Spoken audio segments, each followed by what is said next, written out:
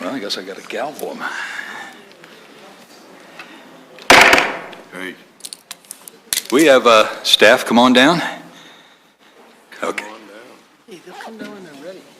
Jeez. I'd like to call to order the regularly scheduled meeting of the Littleton Planning Commission for Monday, February 26, 2018.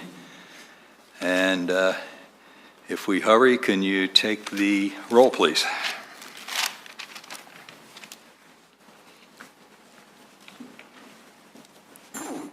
Thank you. Commissioner Schwartzbacher? Here. Commissioner Graham? Here. Commissioner Stallman? Here. Commissioner Rudnicki? Here. Commissioner Bolt?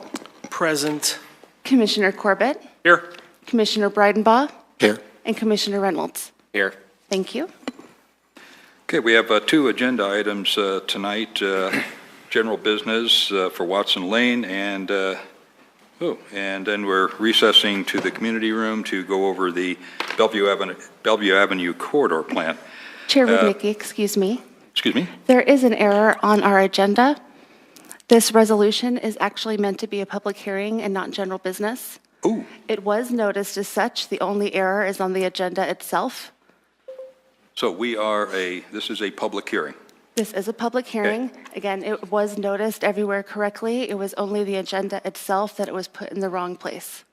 Okay, so it does change when the public can speak. Yes, correct. Okay, good. All right, are there any changes to the agenda? Other than that? Other than that, thank you.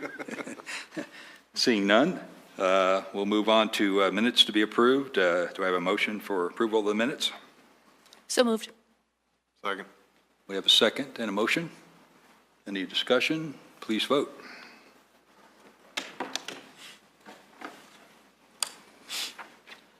All in favor? Thank you.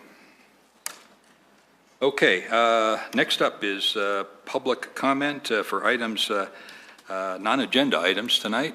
If you're here to talk about Watson Lane, you'll be able to be heard during the public hearing. Is there anyone else that wishes to speak, again, on a topic that's not on tonight's agenda? Seeing none, or do we have a list? Okay.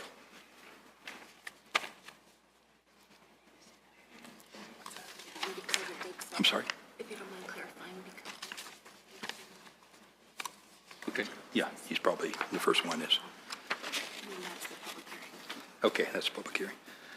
Okay, we have two names, and I think the first one would wish to speak during the public hearing coming up. Richard Giles?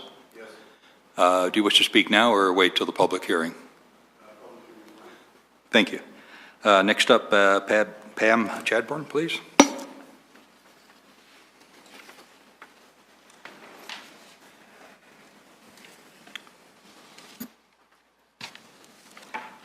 Just to refresh everybody's memory, 3 minutes to speak.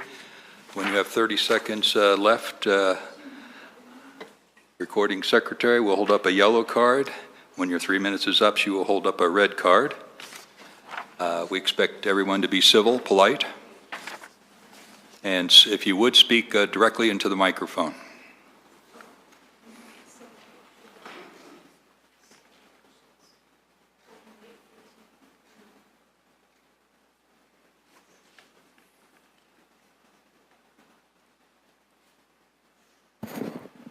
I'll wait for you to start the clock. Oh, I want it to be big. I've got more pages, so. It's as far as I go. All set, go ahead. My name is Pam Chadbourne. I live a block and a half from here, and it takes a while to read the material and prepare for this meeting, and so I wanted to thank you all for spending your time on the weekend and Monday nights doing this. So I have some comments about the Bellevue corridor draft plan, and I'll just make a few targeted comments. This is on the land use and development page. The comment about retail anchors being larger spaces are already occupied is great, because this is called B2 community business for a reason. This is the end of Bellevue. It doesn't go further west. This is not going to be a high volume, large magnet store area, but it's perfect to develop for walkable scale along Lowell, along Federal, along Bellevue. And that's not in here anywhere. I have a problem with that. Walkability needs to be in here. It needs to be a goal and something that we're working there the whole way. So great that there's not big retailers. Thank you. I'll get it to work. Okay. And same comment under development pattern. The auto-dependent land use pattern. Actually, I don't think that's true at all. The whole point of the B2 zoning is for people to walk to this. We have a whole bunch of apartments and townhomes there. There are schools there. By definition, that's walkable. So no, I don't agree with the auto-dependent land use pattern, and that needs to be examined. Finally, the zoning comment that says it doesn't match with the current market or more recent development trends. So what?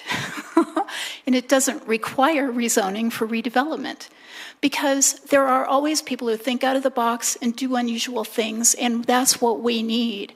So again, another comment, dramatic in the infrastructure, that it's a barrier to redevelopment. No, it's a challenge to redevelopment. So some of the stuff seems to have a bias in it, and I would like that fixed. A comment about the transportation. The anticipated enhanced crossing at Federal Boulevard in Barrie is in the wrong place.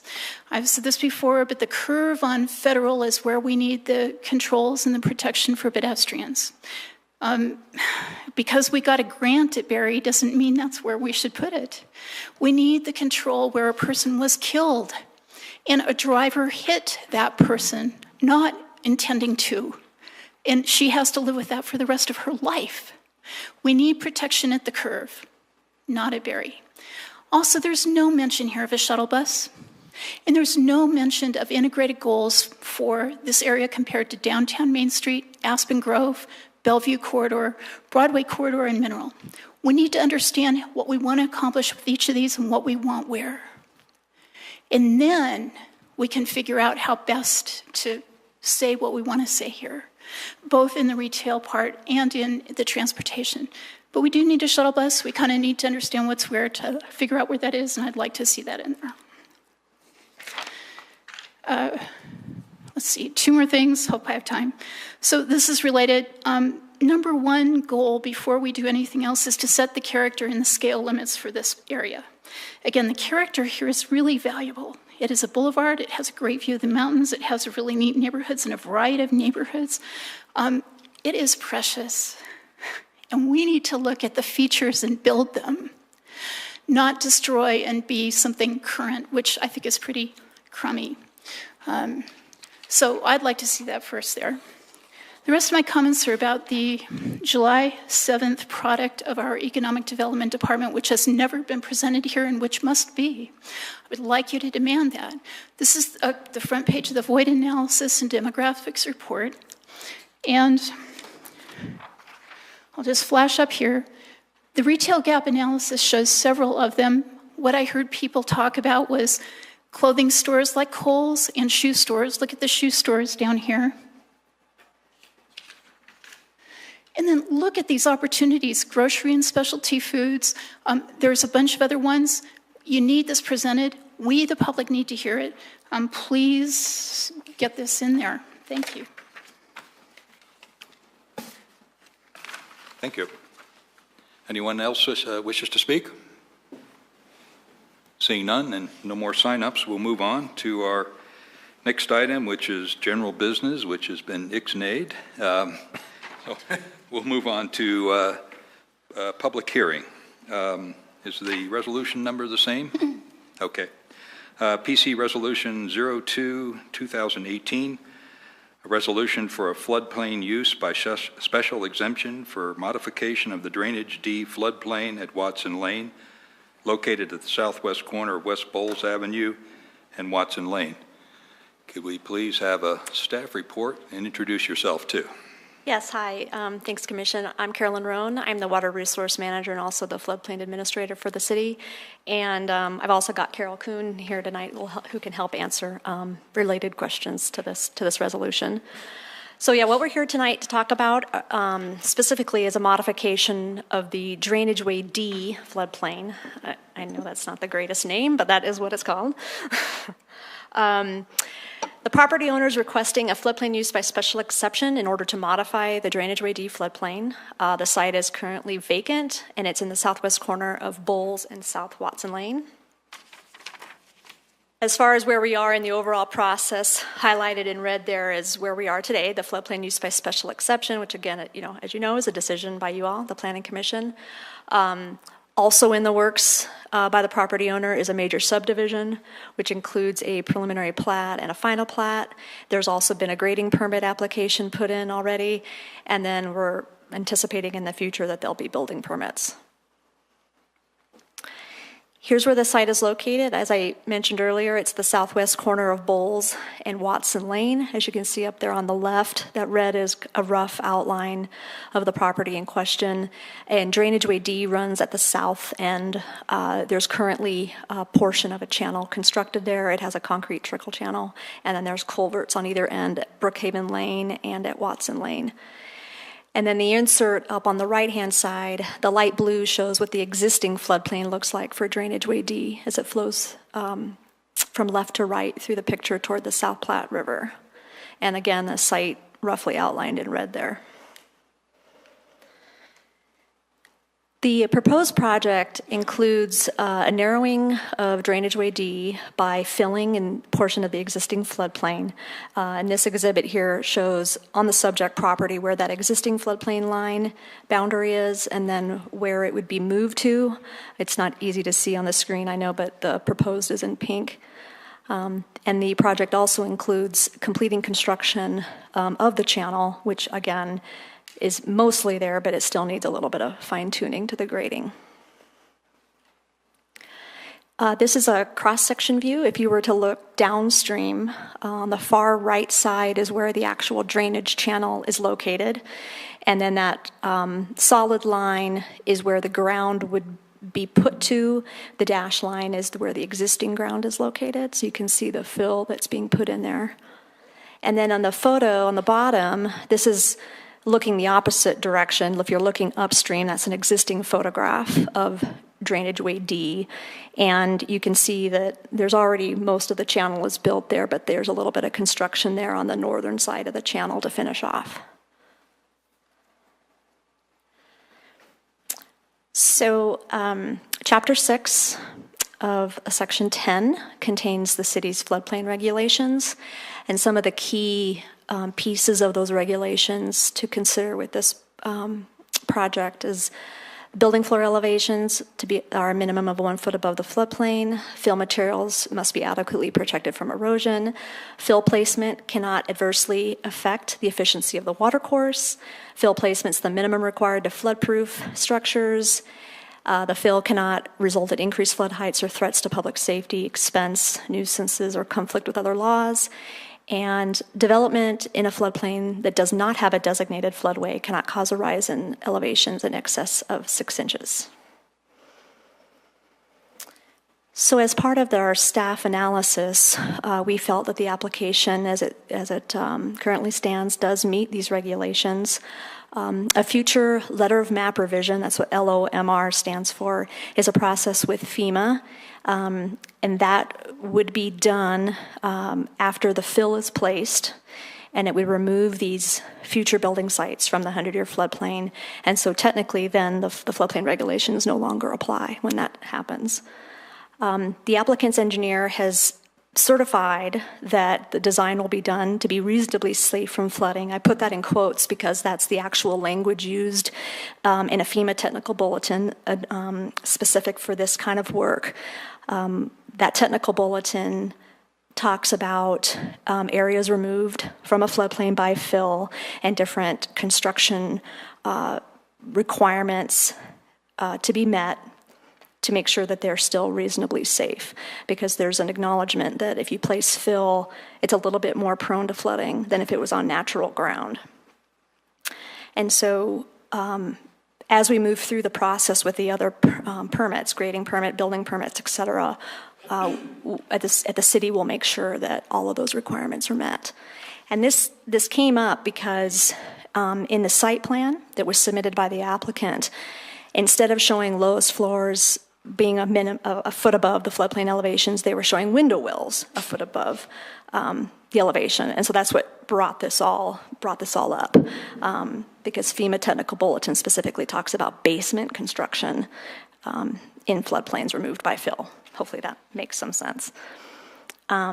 So we ensured that the grading and the future window well elevations were called out to be a foot above that floodplain elevation to help reduce flood risk.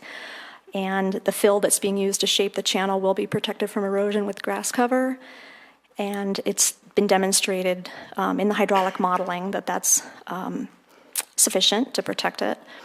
And then the maximum rise currently in the latest hydraulic analysis does show that the rise is less than 6 inches at its maximum. So I just show a little picture there of the technical bulletin that I was referring to, the FEMA report. If it's constructed pursuant to those requirements, then it should be reasonably safe from flooding. And the project does or it will be following all regulations and permits. And there was a question raised about window wells, just a clarification of what that is. And there's a picture in the up right-hand corner there of one type of window well where depending on the size of the windows in the basement, you might have a well that provides for egress out of that window to the ground. So when I was saying that window well elevations would be a foot above the floodplain, we're talking about the rim of the top of that well. If that makes sense. All the relevant comments from agencies and the public have been addressed. We have provided responses to comments that we received during public comment period, and I believe that those concerns have been addressed, but we'll hear that in the public hearing portion. The main comments came from Urban Drainage and Flood Control District. They wanted to make sure that any erosion risk in the channel was addressed, which it has been. They wanted to make sure that the channel design would meet their requirements for maintenance, and then that there was an adequate and stable maintenance access for urban drainage to get in there and do any kind of maintenance work, such as debris cleanup or mowing and clearing of blockages in the floodplain. And that was important. Even though the channel itself is located in Columbine Valley, it's not in Littleton, it's important from the staff on Littleton's standpoint to make sure that channel's maintained so that the floodplain delineation that's shown is actually the one that continues to... Does that make some sense? We want to make sure that that delineation is accurate. if it was to become clogged with debris and it wasn't maintained, then in the flood event it might do something different. The main concerns from adjacent residents in Brookhaven HOA was they were concerned that the plans were showing a paved maintenance access path, and there was some concern that that would be used by golf carts. I've been working with the Columbine Valley engineer, and there's also been correspondence between the applicant and Urban Drainage to look at changing that maintenance access path to a different kind of surfacing material that would meet the concerns of those residents. There's also was some concern raised about possible increased flood risk to adjacent properties on the south side of Drainage Way D, but as has been shown with the hydraulic analysis, the maximum increase is up to 6 inches in 100-year water surface elevations, and those properties are located high enough that they aren't negatively impacted. And then there was also some comments. There was an error in some of the in the public hearing date that went out in some of the documentation, which resulted in a delay in this hearing, just to make sure that everybody had the adequate amount of notice prior to this hearing. So our recommendation is that this move forward for approval with some conditions. Prior to construction of the floodplain improvements, they need to obtain a grading permit, which includes that final grading plan and all temporary erosion and sediment control measures to control erosion off of the exposed dirt surfaces. The final plat of the subdivision needs to contain these notes, which include that the proposed floodplain as shown is subject to approval by the City of Littleton floodplain use by special exception and by the Federal Emergency Management Agency, or FEMA, via a letter of map revision. Also, that site grading and construction of any buildings with basements on parcels removed from the floodplain by LOMR are subject to the conditions of our floodplain use by special exception, and such properties will be certified by a professional engineer to be reasonably safe from flooding, pursuant to the requirements of that technical bulletin that I was describing. We're also requiring a note that parcels requiring that the LOMR be effective prior to issuing any building permits will be indicated with an asterisk. And then the third condition is prior to issuance of the first building permit, the applicant will prepare and record the final plat, which demonstrates compliance with the approved special exception, and the floodplain is contained in a tract. And then the fourth condition was prior to application of that first building permit, they shall complete as-built survey of the grading with a report for a certificate of compliance. This is something in our code. And should the applicant opt to construct buildings with basements, then that certificate of compliance will also include certification that the fill has been placed pursuant to the requirements of that technical bulletin.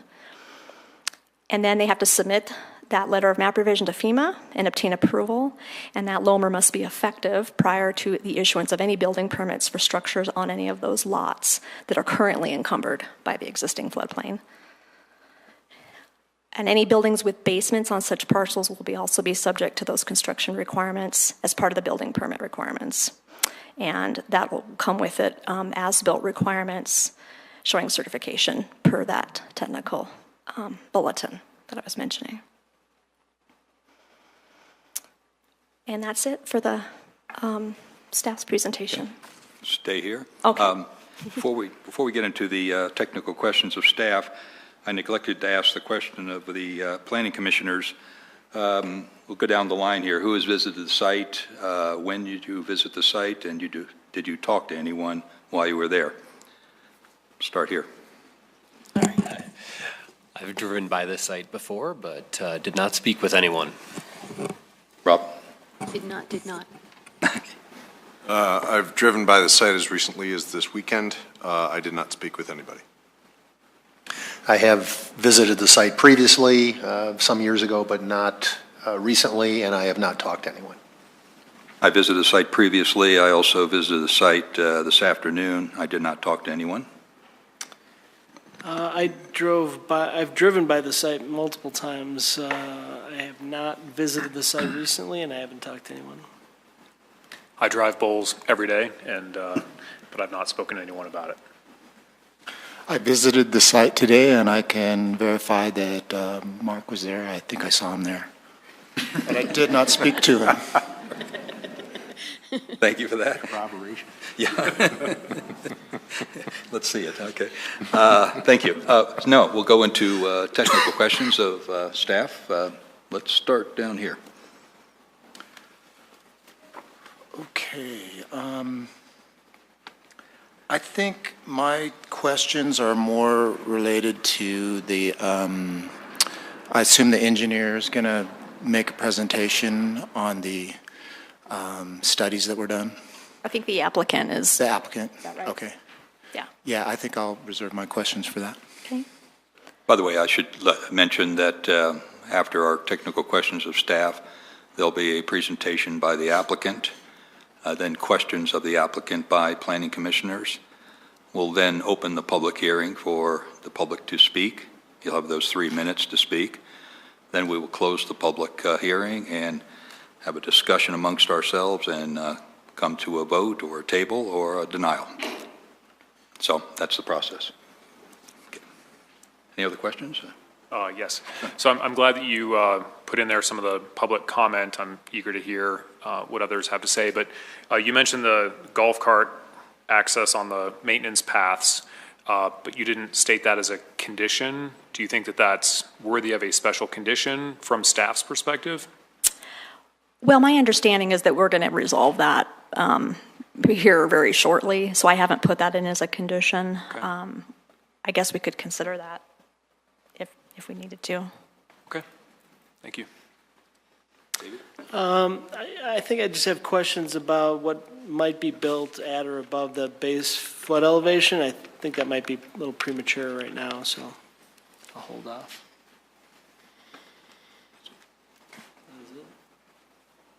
Jason? All right. Could you please talk a little bit about the undersized culvert on Watson Lane? Is that something that can or should be improved? Is it in somebody's capital improvement program to improve that? As it appears from the hydrology that culvert is causing a lot of the 100-year flood waters to back up to the west. There currently aren't any plans in Littleton CIP to upgrade that culvert. Our criteria doesn't require that culverts are designed to the 100-year. There is overtopping allowed and a certain amount of 100-year flow water on streets. So while upgrading the culvert could improve the situation, that would have to be studied a little bit more to see how feasible it is. It probably isn't going to rank really high on the city's stormwater priorities, just because we have a lot of other things to tackle too. Right. And then one question about access to the site. From the map, it appeared that both entrances to the proposed future subdivision would be inundated in the 100-year storm event. And is there a design standard in Littleton regarding that? There isn't. Kind of related to the last question, the city's criteria does allow for some 100-year flows to be on streets within a certain limited depth to allow for passage of emergency vehicles in particular. I can tell you that on this one, the flow depths over Watson are less than 12 inches of depth that I recall. Yeah. Okay. Robin?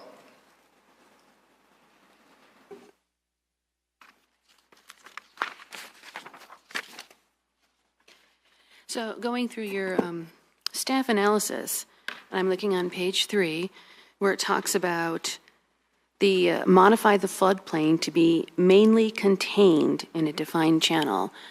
Could you express that in more detail, please? Yeah, let me bring up that. So that pink line of the proposed floodplain follows the bank of the channel right up to the point where it gets to Watson Lane, and then because the culvert doesn't carry all of that 100-year underneath, it'll spread laterally and then spread over Watson Lane. So that just means it spreads over Watson Yes, Lane? exactly. Okay. Yeah. Okay.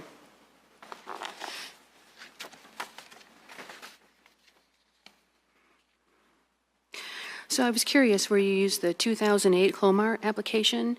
When you're adding the 4 to 5 feet of fill, that's not going to change anything? Because the existing floodplain is relatively shallow over the majority of the property, it's not uncommon in hydraulic because it's flowing so slowly that it's not uncommon with these hydraulic models that even if you remove all of that over, it still doesn't result in a significant increase in water surface. So in this case, it is having an effect, but it's less than 6 inches of vertical height change. And you've mentioned this too, where FEMA has the reasonably safe from flooding. What does that mean? They've outlined these construction procedures that can be followed, and presumably they've studied this extensively to determine, in their opinion, which construction characteristics of the lot and the building itself will make it reasonably safe. I honestly can't really well define it any better than that. So it's basically saying if you meet this criteria, you can say this. Yeah. It certainly doesn't mean it's completely safe from flooding, because nothing is, but they determined that there's a reasonable level of safety is provided in compliance with the NFIP regulations. So it's not increasing the flood risk by doing this. Right. It doesn't increase it, but it leaves a residual amount of flood risk compared to a property that would be at natural ground versus placed on fill. It's a little bit of a difference. They just see it as being slightly more susceptible. Because it's on fill. Right. And I've had a house that was built partially on fill, and I've had torrential downpours from that, and I've lost property from that. I've had property move from that. So my concern about the fill is what it's actually doing if there was a flood. If a torrential downpour, and I'm talking a lot of water, I'm not talking your little rainstorm, can cause the damage it did to my yard. At minimum, are the homeowners going to be warned about this? Well, one of the reasons we're putting all these conditions on the floodplain exception and all these notes on the plat is that future property owners will have some clue that there's something unique about these particular properties in terms of potential flood risk. For that reason, we want to make sure that they have that ability to see that moving into the future, Ability to see versus being told up front. Yeah, I mean, if they, I don't know if real estate agents are supposed to disclose all this kind of information that's within their knowledge. That's a state requirement. Carolyn, to help you add to that, so in the final plat, a lot of the conditions will be required on the final plat, which then gets recorded, and then that when people pull title and pull stuff, all of those conditions would come up. Right. And then this was just in my case, nothing to do with this case. We weren't told about that. Right. We weren't told how to protect our property from being on the fill.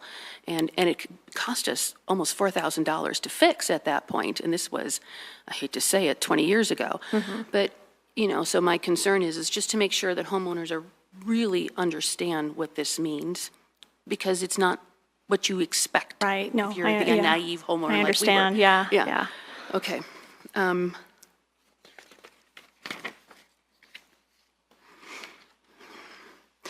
So I'm on page 6 now, and it's under section 10-6-5, describes the process for appeals of decisions by the floodplain administrator.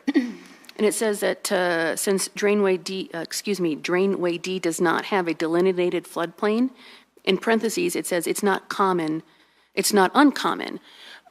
Why is it not uncommon? Why wouldn't you do that? That's in reference to the floodway specifically, right. Yeah. Yes, it is. And not all floodplains have had that additional hydraulic analysis done on them to delineate a floodway.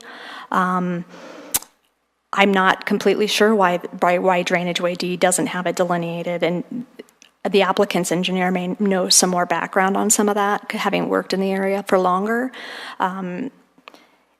It wouldn't. But the intention of the regulations to limit the maximum rise that occurs from any development essentially mimics that same process. Does that make sense? So the land is still protected in the essence that it's the same without it in this particular case. Right. I mean, if there was a floodway there, presumably it would be delineated at that line that would lead to a 6-inch rise maximum, and that you wouldn't be able to develop past that line.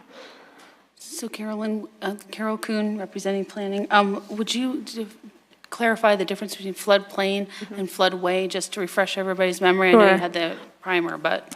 Right. So the floodway is the full extent of the 100-year flow inundation that would occur in a 100-year storm.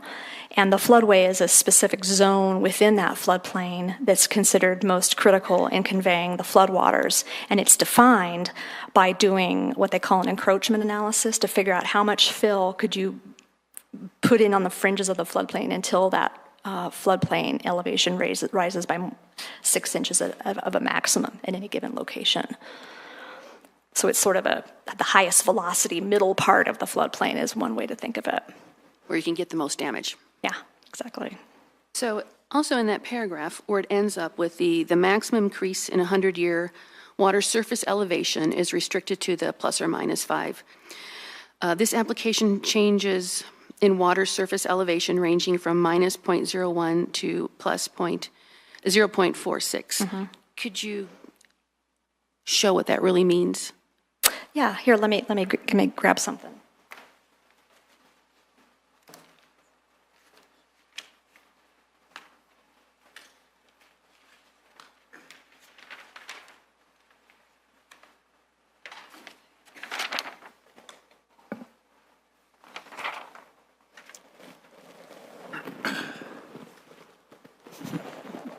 Let's see.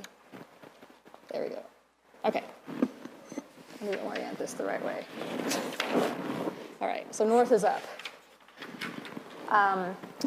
So this is the detailed hydraulic analysis that's been done by the applicant's engineer. And so this is drainage way D flowing downstream, and then it spreads out over Watson Lane as it, before it continues to go down toward the South Platte River. And each one of these lines that you see here are cross sections that are part of the hydraulic model. And then they did a very detailed analysis of what happens on Watson Lane with a lot of other cross sections there. And what they found, is that going to work? So at each one of those cross sections, what they do is they model what the existing condition is out there, the way the current topography is, and it generates a water surface elevation. And then they model it again with the proposed project changes, in this case, the fill, the additional work in the channel, and also some minor work on Watson Lane. And they generate this proposed water surface elevation. And then this represents the difference between the proposed and that existing. And so, for instance, let's see, we've got a rise here of 0.47 occurring at cross-section 280, and that happens to occur right here at this cross-section, so at this location in the floodplain. But it still is contained in that existing channel. Okay, it stays in the existing channel.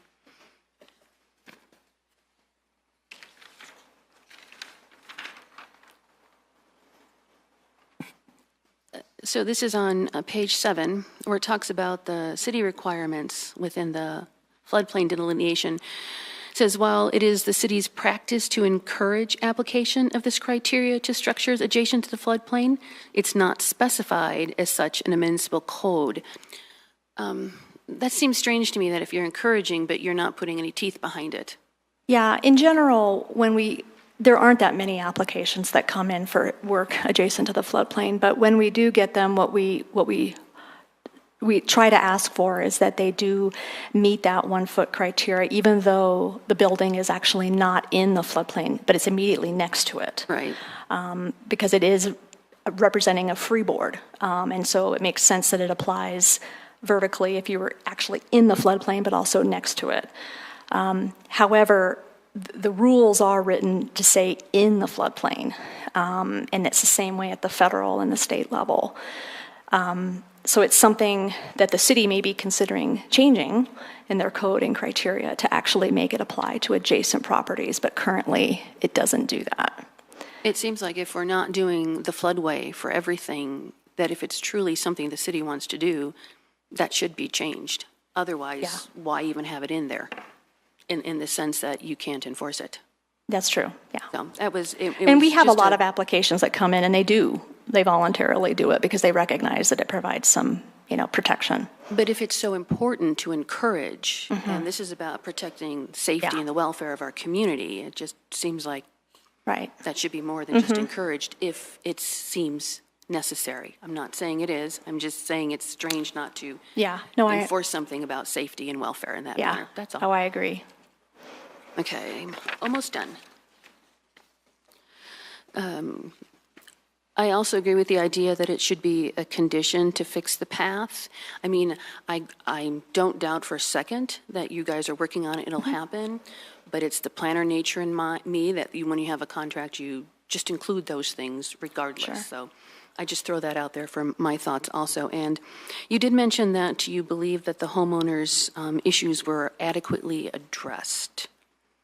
Right. So most of the comments came in by email, and so we followed up with email responses. And if they still wanted additional information, then they usually followed up again, and we until we worked it out. And some of them I never heard back from again. So again, in the public comment period, we may hear whether they still have outstanding issues. You answered everything that you could, and if you didn't respond back, there's nothing more you can do. Exactly. Okay. Oh, I just had one final question. Sure. This is on the last page where you're talking about where the basements feed the FEMA technical bulletin 10-0-1.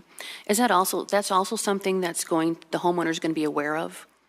Right. It'll be there'll be notes. With what Jocelyn was previously the notes saying. on the plat will say it. There'll be notes on all the building permit applications and whatnot. Yeah. Thank you. Andrew? I know that the floodplain maps the dates of 2010 and 2008 are thrown around in the document of being the general time frame that these FEMA maps were done. I assume that totally takes into account Chatfield Dam and that this has nothing to do with the Platte River floodplain anymore. No, Drainage WD is a tributary to the South Platte, and the South Platte floodplain does not come out this far away from the South Platte channel. It's pretty well confined. So this 100-year flood, should it happen, would come through Coventry and Hamlet and down the hill through Brookhaven to get there. Okay. When Watson Lane went in, and I don't know if you were here or not, but a decade or so ago, did they have to do all this stuff? I'm assuming, I don't know. It might have been put in as part of the overall Brookhaven development at one time, in which case it would have been rolled into previous floodplain modifications, because this area has seen previous modifications to Drainage Way D. There's been other LOMRs that have been done in the past, and the full extent of construction that was considered in those, I'm personally not sure about. But. Okay. And then if you had, there it is, on your map, that pink line that goes up, granted it would be a 100-year flood, so we'd have other issues on that day if this was happening.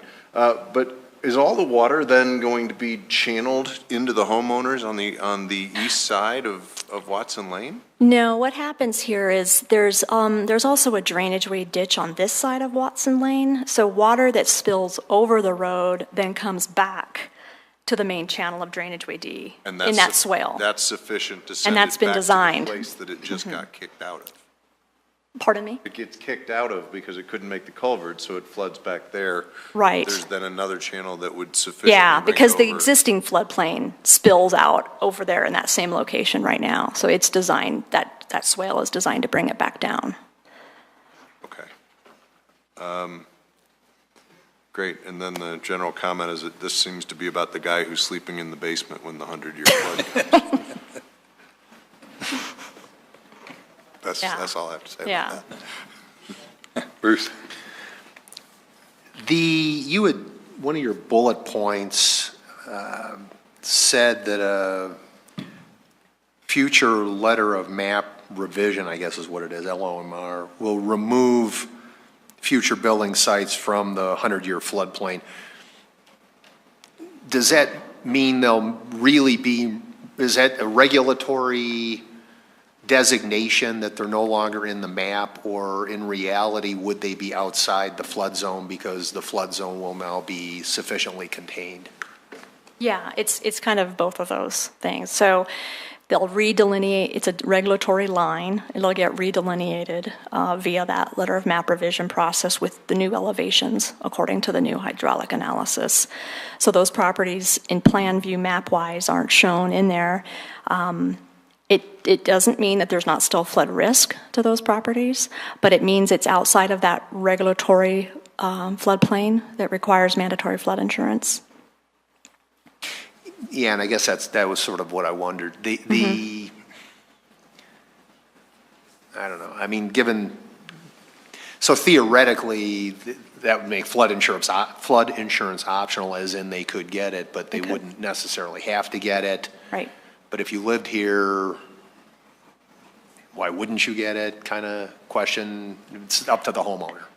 Yeah, I mean, it'd be prudent. And you know, part of the city's floodplain policies is to try to educate the public about flood risk and explain to them, just because you're not shown inside a certain line on a map, you know, we try to get that information out there, and we try to promote floodplain insurance and the fact that there are other policies available for what's considered lower risk properties. Okay. The culvert, who actually owns the culvert? Is that a city thing, or is it UFCD, or is it homeowners, or is it a Littleton infrastructure? I don't believe it's actually in the city of Littleton boundary, so it's probably owned by Columbine Valley, but I can double check. Okay. Because, I mean, I guess it would seem like upgrading, I mean, the one upstream has large capacity openings from what I could see in the map, or in the picture. The one at the top of the drainage way D is not constricted at all. The one at the bottom is pretty clearly constricted with the four little orifices. Opening that up would seem to solve some of these problems hypothetically. Is that accurate or not? It would have to be looked at hydraulically as part of the model. I mean, it could be that the floodplain elevations on the downstream side of the culvert are already high enough that increasing the opening doesn't effectively reduce or increase the capacity. And it's a detailed hydraulic study, but it is confined already on the downstream side. Well, and so I guess I'd want to sort of a follow on to Robin's question, and I'll come back to this in a second. The floodway issue as opposed to the floodplain, and she noted that it says there's no defined floodway. Does that mean there is no floodway, or does that mean there is no defined or delineated It's just floodway not because delineated. nobody has done it? Yeah, there's always a floodway in theory. It's just not delineated. Okay, so do we really have any, in a large flood event, do the engineers know where how confident are the engineers, including more to the point, staff, that a floodway based upon the floodplain that you guys have outlined is going to more or less be highly likely to be confined in the drainage way? I'm pretty comfortable that it would be, just because that's what the hydraulic analysis that's been done is showing a maximum of that 6 inches like we talked about. And so that it's that similar kind of analysis that would be done to define a floodway in the first place. So my guess is that it would line up pretty close with what the new floodplain looks like. Okay. And to follow on with and I think this goes back to Andrew brought it up as well, and I think the drainage east, there's another map, and you sort of have it there, but if you pull up one of the colored maps, yeah, okay, that's a good one. The one on the right, as I'm looking at it, I guess it's right up there too. If the fill is put in to the red, whatever that geometric figure is, the red space, such that all of that, and as it stands at the moment, it looks like, I think the answer to your question is, if it flooded into the blue triangle there, it never does meet the houses to the east because of this other drainage way you were talking about. But if you move all of that water out of the red area, do we have any idea how much of it's going to end up being pushed into the houses to the south? Because it looks like it's sort of sloping that way maybe anyway, or is it? No, it slopes, here, let me show you, and hopefully I'm answering this correctly, but if you look at this photograph, it slopes up again on the south side of the channel. So this is the south side, where the other homes are up here in these trees. Okay. So while it causes a rise of, less than 6 inches, it's still, the floodplain is still all contained in this channel. But even if you take all of the water it's contained because previously all that water was to the north side because it's a lower elevation. Right. And it had someplace to go. I mean, help me understand if all of that water comes back here because it can't go there anymore because of fill and elevation swales and so forth and so on. Is it not going to exceed, how do we know that it's not going to exceed the height on the south side to go, it's got to go somewhere. Well, it does. One of the other questions was about this issue. It's spreading out wide to the north, but it's very shallow, and it's not flowing very quickly. And so in the hydraulic modeling, that area doesn't have what they call very effective downstream conveyance of the floodwaters. As it stands today. Right. So when you remove all that and you push all that water into the channel, the rest of it moves a little bit faster, probably, and it doesn't result in the same in the amount of increase elevation-wise that you might think. It's not an equal area for area kind of computation the way the hydraulics work because the velocities all change as well. So it ends up not constrained by the culvert, which means that the culvert's going to back it up because it can't get through those smaller holes. Right. It still backs up some, and it still overtops on Watson Lane. It's just that they're constraining the path in which it overtops. Not sure I fully understand that, but on your cross-section map here, I mean, it looks like there's a pretty good drop down onto Bowles, because none of this is going to end up on Bowles to the far right, far left, because it's all basically sort of channelizing as much as is practical to stay on the right side of the cross-section you're showing there. So the fact that Bowles is lower doesn't really make any difference here, and even though there's drainage pipe over there as well. I don't know that Bowles is remarkably, well, I guess on that cross-section it indicates that it is. Yeah. But, right, the water in its current configuration and the way it was mapped anyways, it doesn't show it going out onto Bowles. And then it certainly wouldn't with this. With the fill and everything. Yeah. Okay. All right, give me 1 second here. All right, last question for me for the time being. And I had read this, and I had this question come up, and again, it's sort of Robin's question about the whole issue of reasonable, quote unquote. And I had called Jocelyn and Lena, sorry, this afternoon to actually ask them to research. So I'm going to ask the question and let you guys explain it just to make sure it's on the record and we dispensed with the issue once and for all.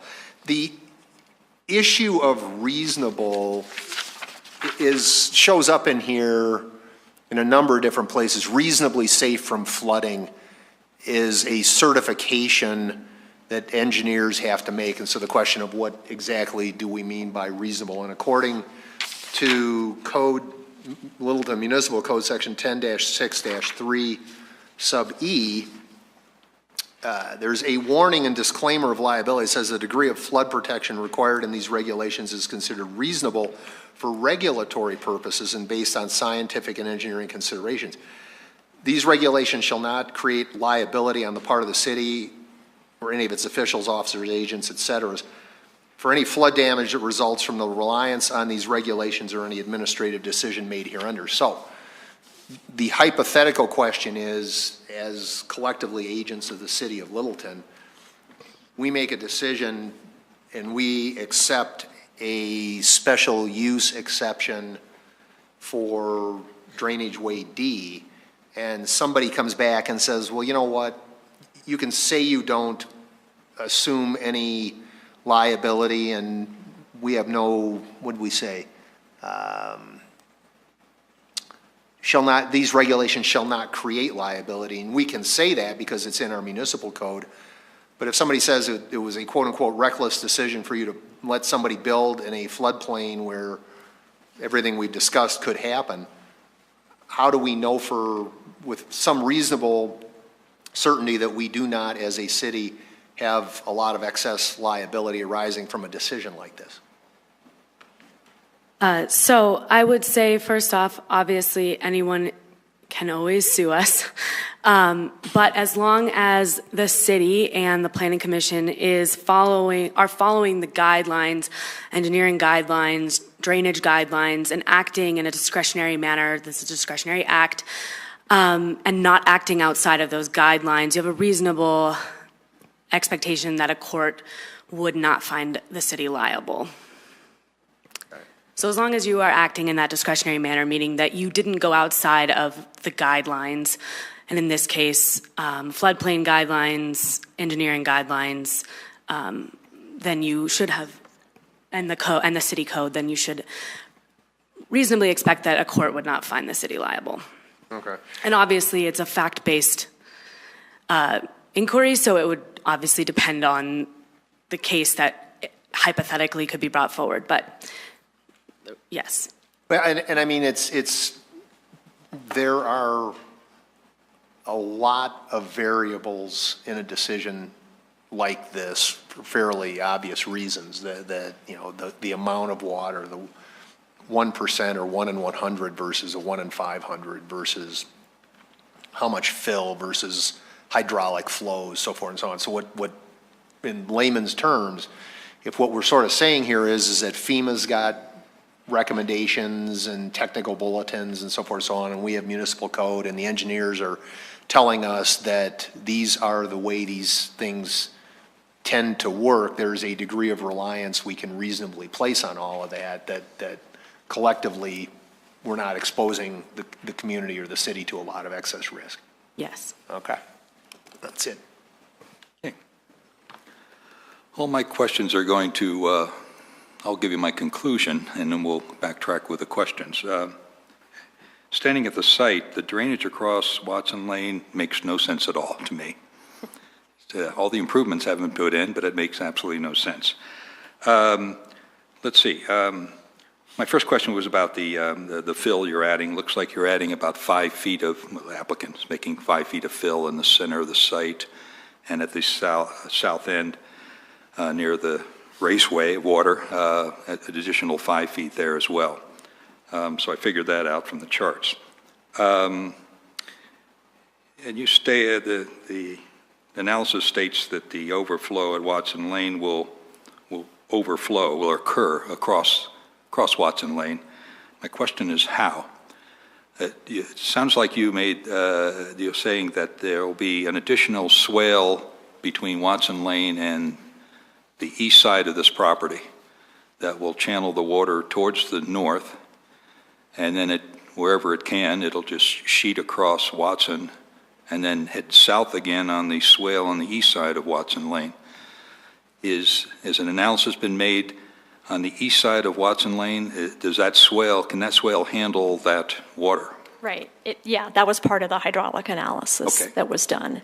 They looked at how does that water back up and how does it spread over Watson Lane, and then again making sure that there's enough conveyance in that swale to bring it back. Yeah.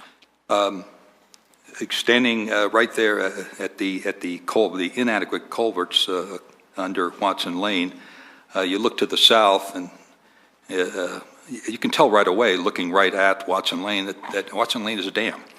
It looks to me like water can also head to the south in that fairly substantial swale that's there now. It's got some nice rock walls, et cetera, but the water will head that way. In my profession, chief enemies of my profession are gravity and water. Water will go where it wants to go. I see water heading south as well. Do you? You mean on Watson Lane itself? I'm sorry? You mean on Watson Lane flowing south? No, it'll head south in that west side of Watson. There's a swale running south. Okay. Water's going to run there as well. There's no way around it. You're kind of ignoring that possibility. I see that as a given. Yeah. Well, according to the topography and the mapping that we have and the hydraulic evaluations that have been done, is that it doesn't travel down that way.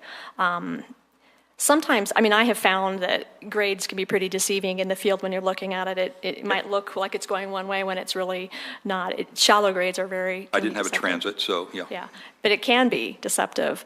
I can certainly pull up additional mapping that we have in the city to verify that. I can bring that up and show it to you. With the swale that they're creating between this property and Watson Lane, heading to the north, will that start out deeper than the swale to the south? I believe so, right, because it backs up into that, whereas it doesn't back up into it on the south. Okay. Yeah. Standing there, a couple other people mentioned the same thing.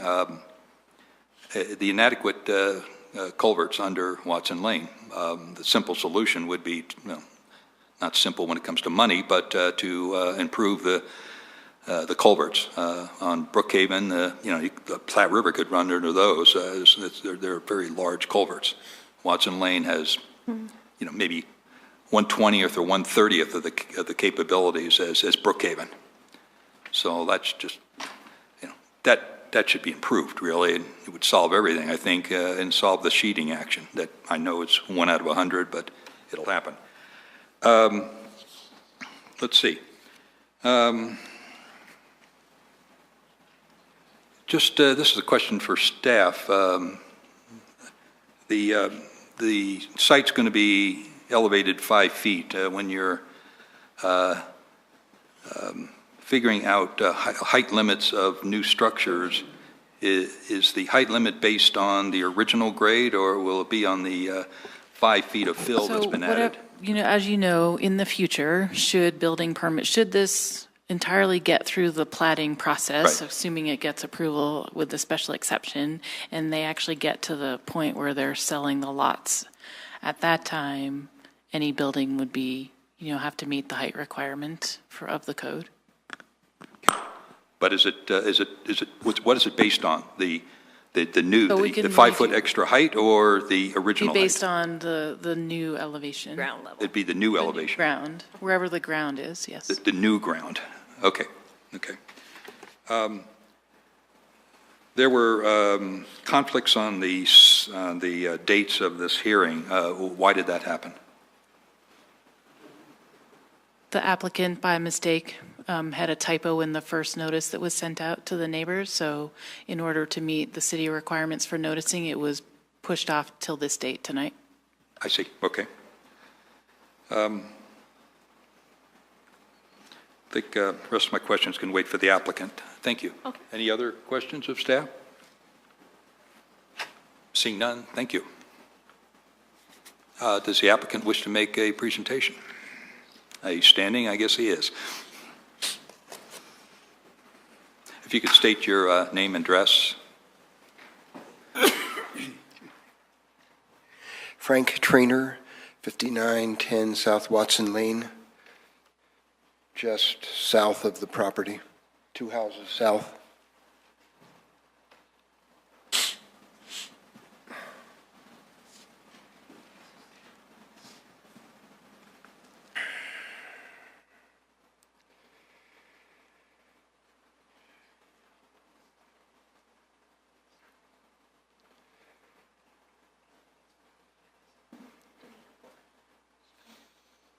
I think so. Good, thank you. Okay, thank you very much. I just want to give a very brief history of the property. Formerly the Clayton Family Farms. You heard a presentation by them a year and a half ago, June of 2016. The first plan that they considered was 150 unit assisted living care. We expressed some concern. They withdrew the plan. Then they came back for 26 homes. We resisted again. They withdrew. They came back for 22 homes. 22 homes was presented to this planning commission, I think it was June of 2016, and it was rejected. I purchased the property in February of 2017 with the sole goal of, let me back up. I just want to say one thing that's important. Commissioner Stallman at that hearing recommended that we meet with the developers and see if we could reach a compromise. We had that meeting. I was representing Watson Lane HOA. They said they couldn't economically develop the property with less than 22 homes, so they put it up for sale. That's how this transpired. My goal was simply to remove the potential of this property being developed for high density, which seemed inevitable. I am not a developer. I'm retired. I was in the financial industry. And I'm simply trying to maintain the character of this property. At the moment, I have some hope of getting out with my shirt, but we'll see as all of the costs come in. I've submitted a preliminary plat for a major subdivision for 6 lots, which is consistent with the current residential estate zoning. The development has broad support from Watson Lane, they're static actually, and Brookhaven Lane HOA. So as you've heard many times, we're looking for a special exception under 10-6-8B2, which is to bring fill onto the property to take it out of the floodplain. And the primary requirement of that exception is that it not result in increased flood risk. Now, Mr. Chair, I have with me 2 engineers. One is Alan Leake, who can speak to the flood components of the whole area. He did the Clomer, he will do the Lomer. He knows all about those flows. I can have him, I can read this and you could ask him questions. I'm not going to be able to answer any questions on this slide. Or I can finish and we can come back. I don't know if you want people coming up and down or you want me to finish and then ask questions. It's your presentation. You can bring your engineers up if you want. Okay, Alan, would you please come up? And when it comes time to questions, for questions, we could ask questions of the applicant or you, or your engineers. My name's Alan Lake. I'm a professional engineer with a company called Respect. Business address is 720 South Colorado Boulevard, Suite 410 South, Denver, Colorado 80246. Just to give you a little bit of background so you at least have some idea where I've come from, and hopefully it'll help answer some of your questions, is that I was the original engineer who designed Drainage D through Brookhaven subdivision itself. I did not design the culverts under Watson Lane. Those were a constraint that were provided to me to try to mitigate and be able to design Brookhaven. Once we completed Brookhaven, which was a project that went through a Clomar and a Lomar, with FEMA, was approached by Watson Lane to help them develop the Watson Lane project. So we did a drainage plan for them and processed a Clomar and a Lomar for Watson Lane for drainage OD.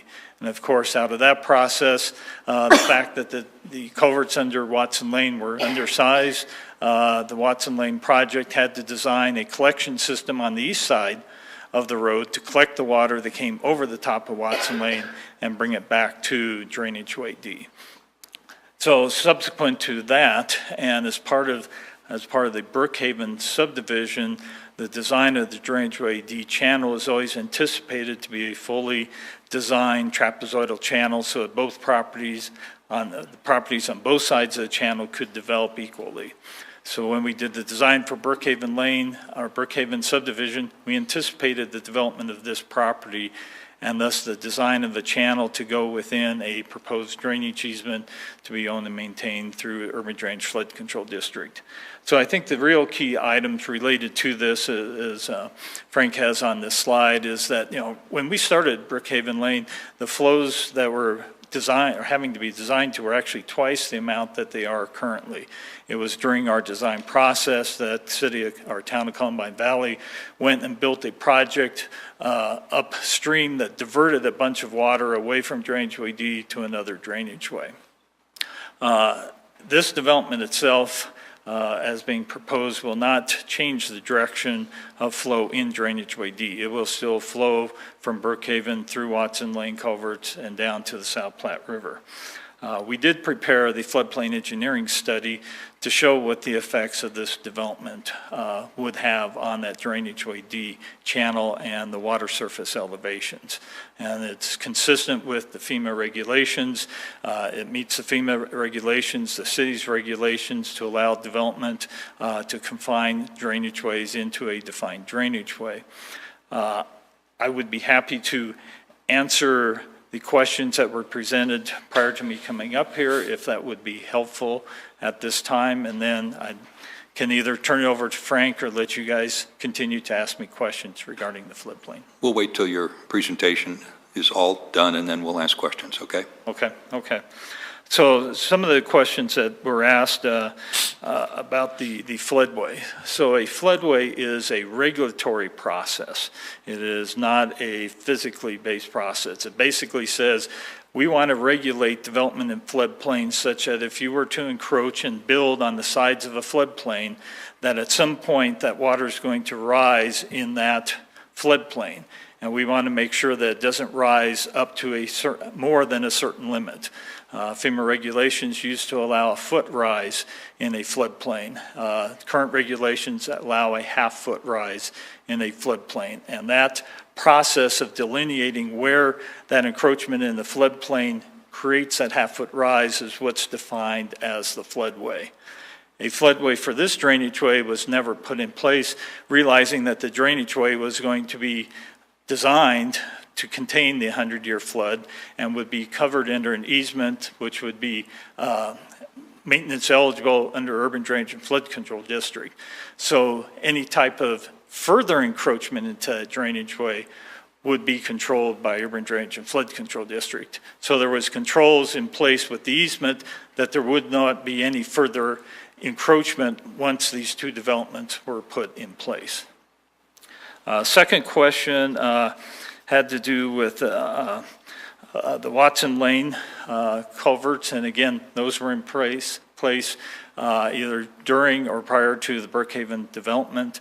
They were actually had a very difficult time putting those culverts in because there's a sanitary sewer underneath them, and there's a ditch, piped ditch that goes over the top of them. So they had a very narrow area that they could actually put culverts through between those. And that's why I understood that they didn't put more in, and why the city of Littleton in their criteria does allow overtopping of a local street in a 100-year event. Regarding what the effect is of filling this property, it looks like it's a real wide floodplain, and really it's a very shallow floodplain that spills out of Drainageway D.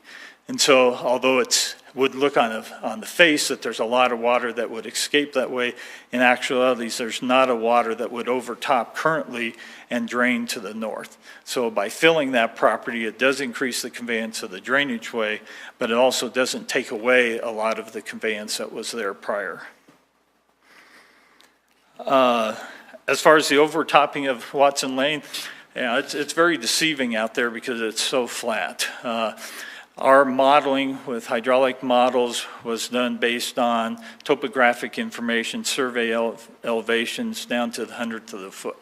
So we used that information on Watson Lane, the center line of Watson Lane, to put it in the model, to let the model show us where the water was going.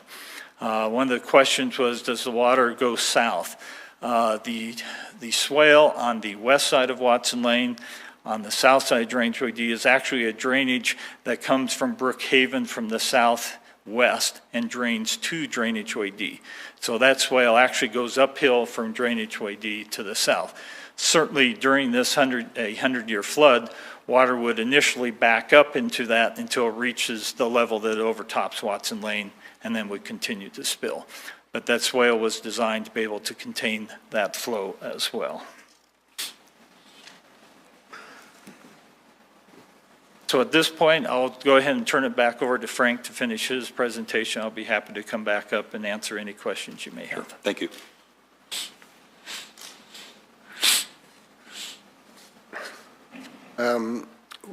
One of the things that I have found in working on this is that we had a 100-year flood event in May and June of 2015. Just by way of reference, this drainage ditch is 5 feet wide and 7.5 inches high. And the water flows, as you now know, east out towards the South Platte. NOAA defines a 100-year flood event over a 2-month period as being in Denver, specific to Denver, is 11.9 inches.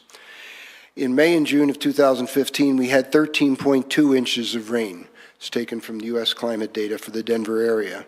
And one of the heaviest periods of rain was between June 5th and June 8th, where we had 3.3 inches of rain. You probably remember that particularly rainy spring. This picture was taken on June 8th, the end of that 3-day period, at 2:45 in the afternoon. I tried to get this metadata printed onto this picture, and I'm not smart enough to figure out how to do that. This is after, what did I just say? 3.3 inches of rain. That ditch has approximately 2 inches of rain in it at that, or water in it at that point. You can look at either bank. You don't see any erosion. You don't see any disturbance because the water never exceeded the ditch. It was up to the top of it during the height of the storm. Also, those culverts handled all of the water.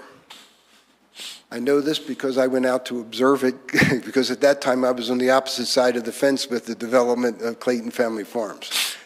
So I was looking for everything on the other side of it.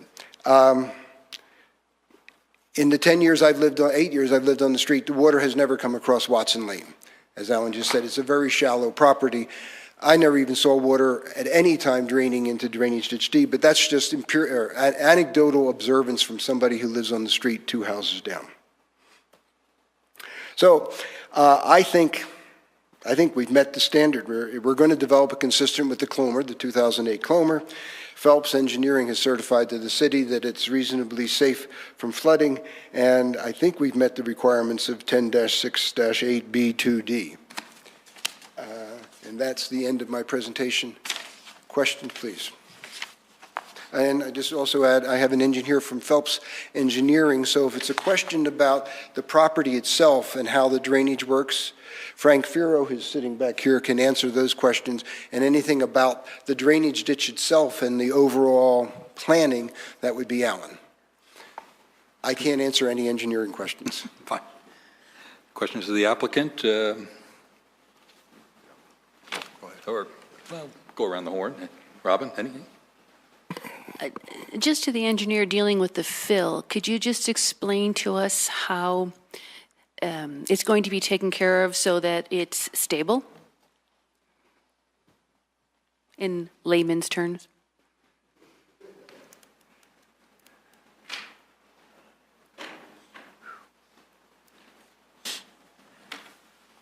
Frank Firo with Phelps Engineering. Excuse me, 7200 East Hamden Avenue, Denver, Colorado, 80224. In layman's terms, basically what's going to happen is we may be putting in 5 feet of fill per that cross section, but it varies clear across the entire property.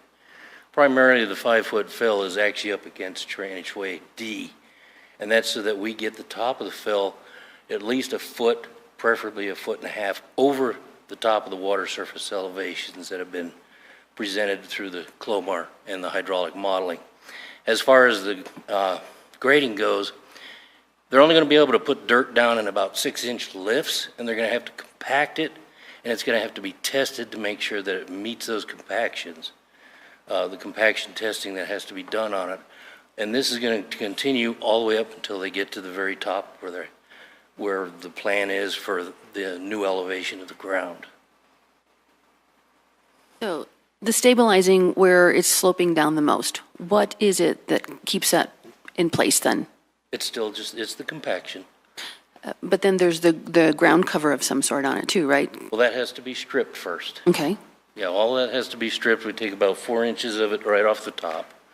Put that off to the side because we can reuse that to cover the top of the new fill. But no, it'll be bare ground. Start out with making sure that's compacted, and then we go ahead and start adding the rest of the fill. And will any of the property owners actually have part of this land, or it's all in the drainage ditch where it's sloping down into the ditch? That's not property owners? No, that's actually part of that easement, that Tract I from Brookhaven HOA. And that's where urban drainage is going to be maintaining this area? Correct. Okay, thank you. Anything else? Bruce? I don't know if it's you or one of the other gentlemen, but there was a couple of letters with respect to the issue of basements that were included in the overall packet. And there was a question earlier about, does the code prohibit using basements in floodplains? And the answer was not specifically. And then a couple of the professional engineering, it might have been your firm, it might have been the other firm, I can't remember, indicated that they thought basements should be allowed based on the interpretation of the code. Stepping back from the whole thing, what's the desirable nature of putting a basement in a floodplain where you've had to add 5 feet of fill? It just sort of seems counterintuitive, so I don't know if you or one of the other gentlemen could sort of explain why that's a good idea.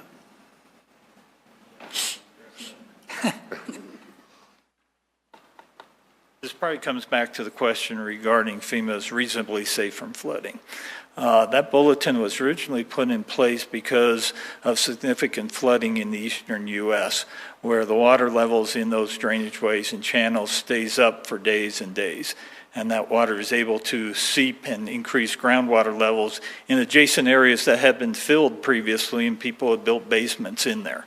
So they put that in place to say, here is an engineering solution that will allow those houses to be reasonably safe from flooding if that type of event occurs. And that design requires looking at the soil profile, the duration of the event, how high that water is above the basement floor, and provides an engineering solution if needed to put an underdrain and a sump pump in those buildings if that's required based on the calculations in that bulletin.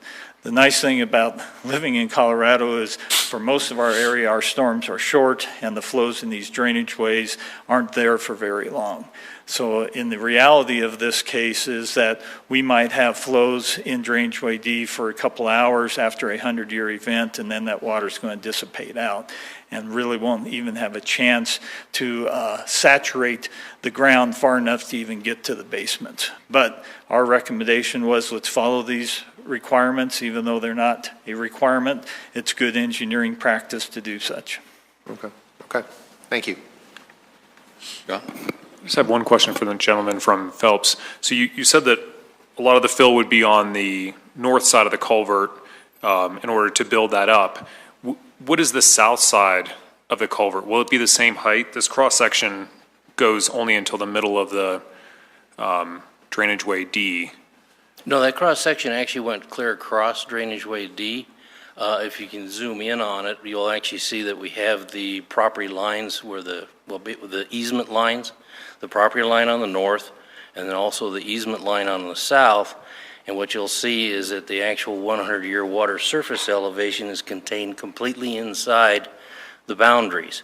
So that means it's below the upper part of the ground as it crosses the easement.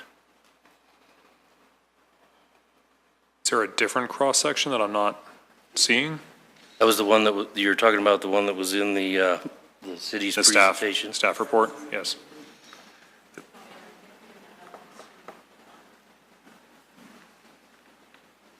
Because I think I see the water line, but it doesn't show this. Dotted in, very faintly, you see it coming back up? Yeah, I say, faint. Oh, this? Yeah, that was that. the midpoint, okay. It's, I assume this drawing's compacted, is that correct? So the steepness is exaggerated, am I correct in saying that?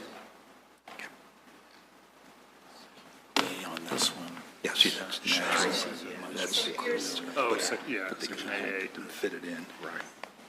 Oh, that's helpful. Twice the length. So on this one, which is what we all have, Here's the drainage way. right? Looking downstream, this is all the ground on the northern side. Right. Where so you can see that dash line right there, that's the current extent of the flooding. And then Right. this solid line is proposed ground, and then the floodplain elevations all. At the south side of the culvert is that very light dash line where, This is the south bank right yep, here. okay. Yep. And so the height of that, it now matches. It's now, the height of the south side matches the height of the Right, it'll north be side. approximately. Yep. This particular cut, like Frank was mentioning, it Changes actually as it- varies through yep. the property, but at this particular cross-section, it would be basically matching.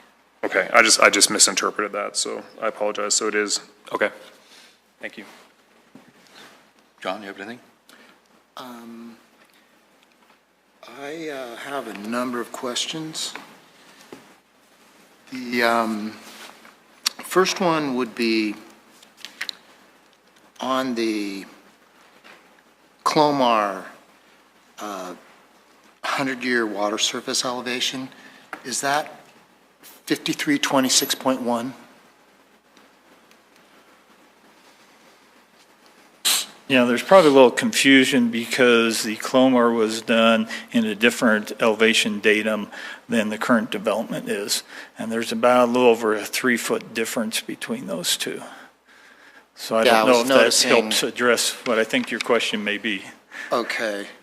So based on the existing and then the Clomar, what are the two numbers that we're going to use, and what's the delta between those two numbers for water surface elevation used in regards to the hydraulic model?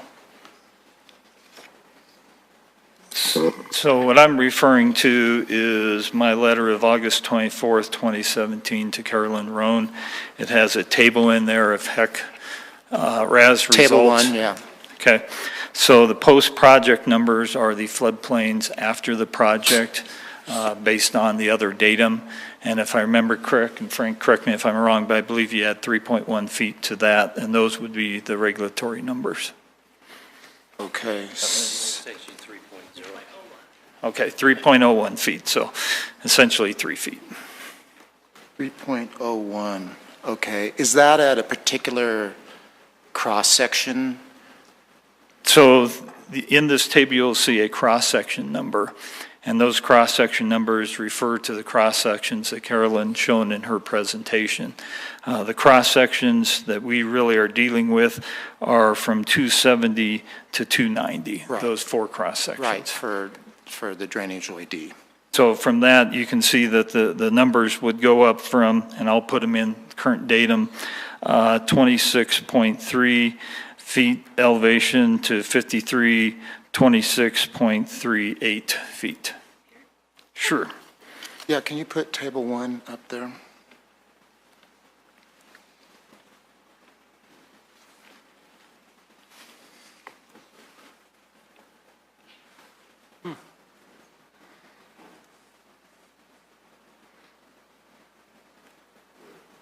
Camera needs to be adjusted. The camera, yeah.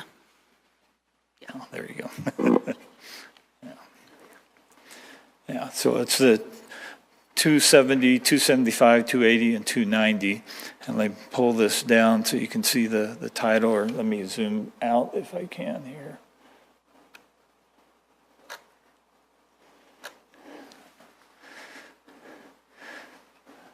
So again, if you add 3.01 to the elevation numbers in the post-project, that is what they would be based on current datum. You would also add those same 3.01 to the correct effective numbers to get the current floodplain elevations.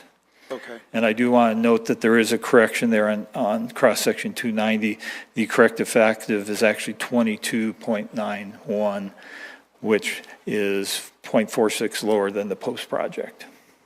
Okay, yeah, I was going to note that too. I saw that error, and I was wondering if the error, we needed to add, make it 53.2437, but you're saying it's 53.22.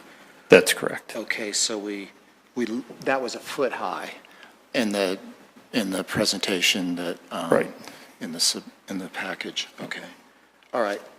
Well, that answers that question. I was wondering, because if you took the difference before that, those two numbers, it's 0.5. Correct. It's over 0.5. Would have been a negative, And then yes. that's a problem. So, okay, so that takes care of that. Thank you.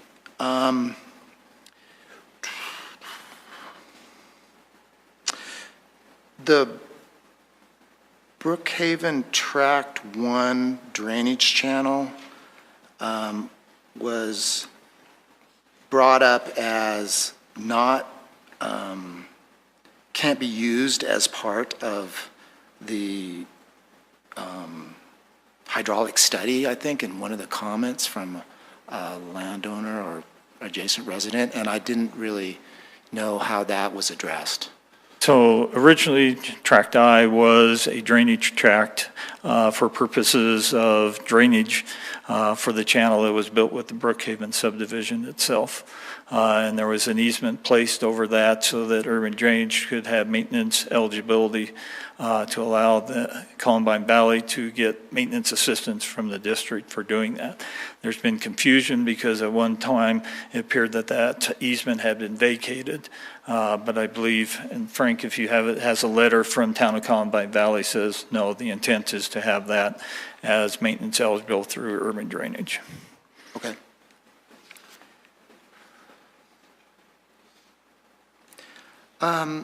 My next question is related to this may be related to the datum issues, but that you brought up, but the elevation seems to not match between the Clomar sheet on page 103 of 150 of our planning commission package, and then elevations that are shown on the Watson Lane Reserve preliminary grading and site plan, and specifically the Clomar sheet shows elevations about 5324 to 5325 along the southern edge of the Channel D.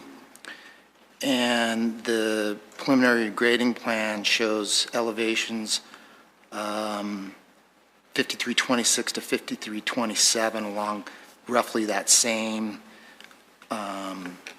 topographic line parallel to drainage D. So that's about a 2-foot difference.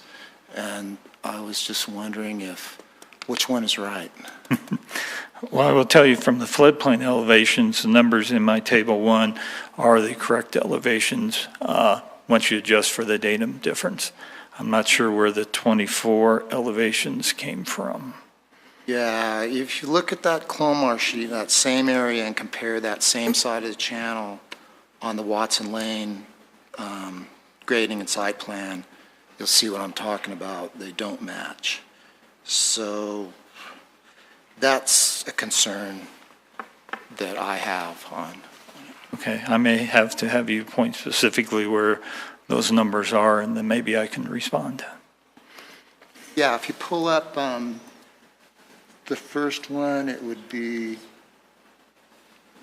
page 103 of 150.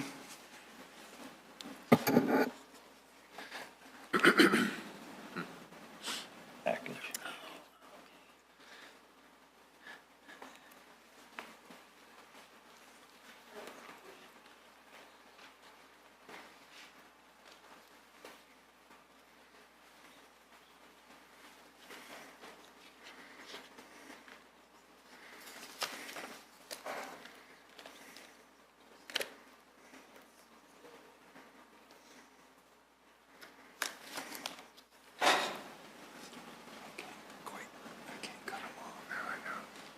So that one, it shows 5324, 5325, just kind of those contours just on the Brookhaven side of Drainage Way D. Correct.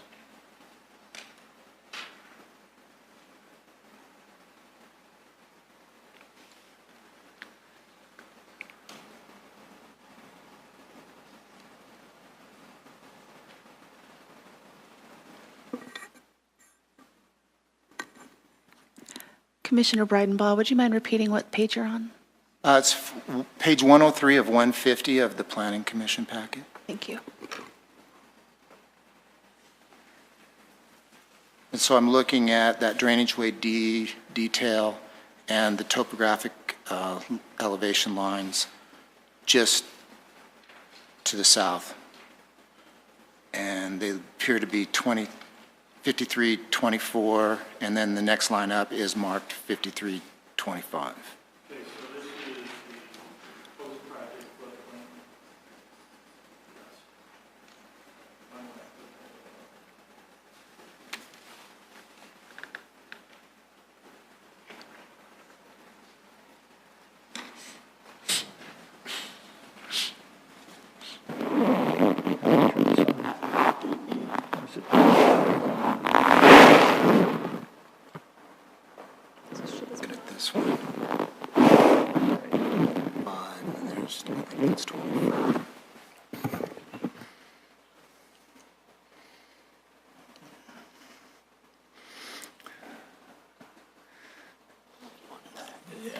Zoom out a little, yeah. 202. Okay, so what you're referring to is this line down along here. Right. Yeah, there's 5325, and then the next one down appears. You can see it coming in. Yes. And then kind of going right there. So when we actually did the Clomar modeling, we had a survey that actually went out and surveyed the spot elevations at that top of slope to assure that those elevations were higher than the proposed 100-year floodplain, and they are. Okay. So then I'm looking at that same area on page 104, so it's the next page.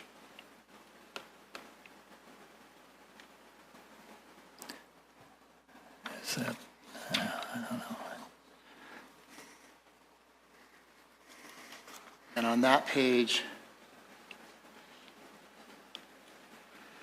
I'm seeing 5326 to 5327 in roughly the same areas.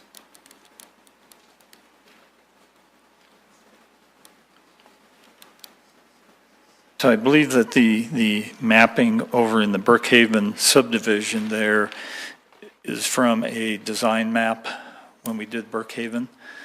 We did not have it resurveyed all the way over in this area. We just surveyed along here to assure that we were below those elevations.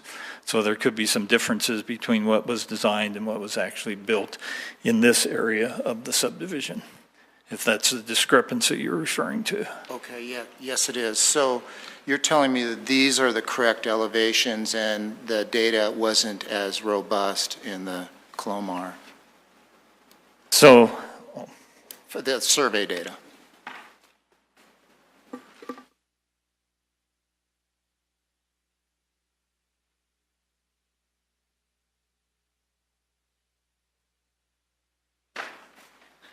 That's this one.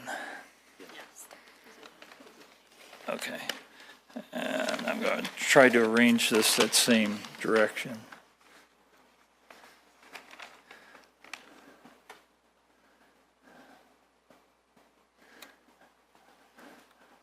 So these are the elevations and contours mapping done based on current conditions over there.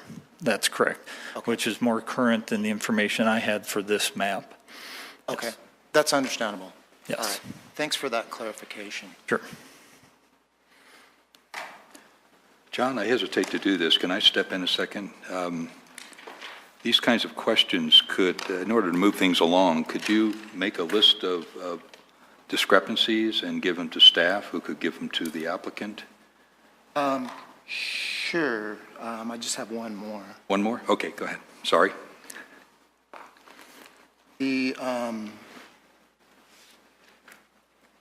Then related to what we just discussed, the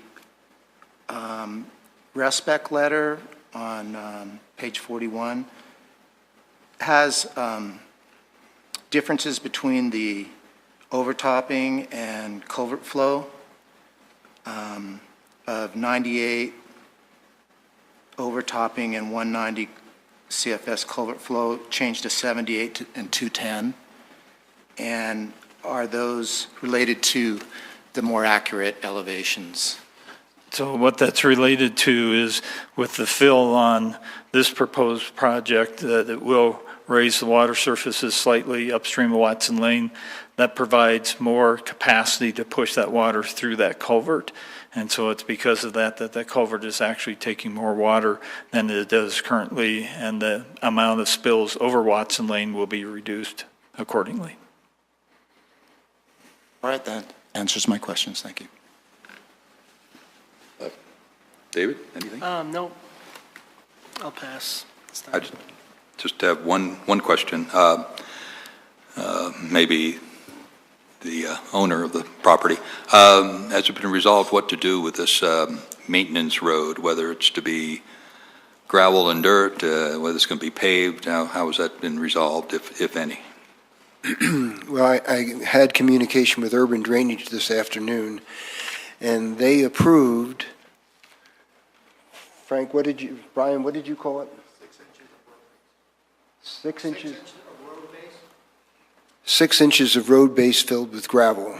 Okay. As a surface. Good. Okay, thank you. Any other questions of the applicant? Just one. Did that satisfy the neighbor's concern with that? There's several concerns. It satisfies one of them and perhaps not another. It's not a, there's several concerns. With the access path? There's two concerns with the access path. One is its appearance, and the other is whether that golf carts would be permitted to come from Watson Lane to access Brookhaven Lane to go over to Columbine Valley. Current plan is to not permit golf carts to go on that path, which should satisfy those concerns. Okay. And the gravel should satisfy the concern to people who didn't want to look on a concrete path. Thank you. Okay. There are two large boulders on Brookhaven that along that path that would prevent a cart from getting through, what I could see. I assume those boulders would stay. Urban Drainage does not allow a permanent blocking of a path, and so those boulders are rather permanent. They're rather permanent, and if they felt they needed to get in, somehow someone would have to move those boulders. Okay. All right, we'll leave it at that. Thank you. Any other questions? Great. We'll now open the public speaking portion of our hearing. We have 5 people signed up. If you haven't signed in, you'll have a chance to speak at the end. Let's see, refresher, you're allowed 3 minutes to speak. We expect everyone to be civil. When you have 30 seconds left, we will hold up a yellow card to let you know that you have 30 seconds. When the red card is held up, your 3 minutes is up, and we'll move on to the next speaker. First speaker is Richard Giles. He's in favor of the project and wishes to speak.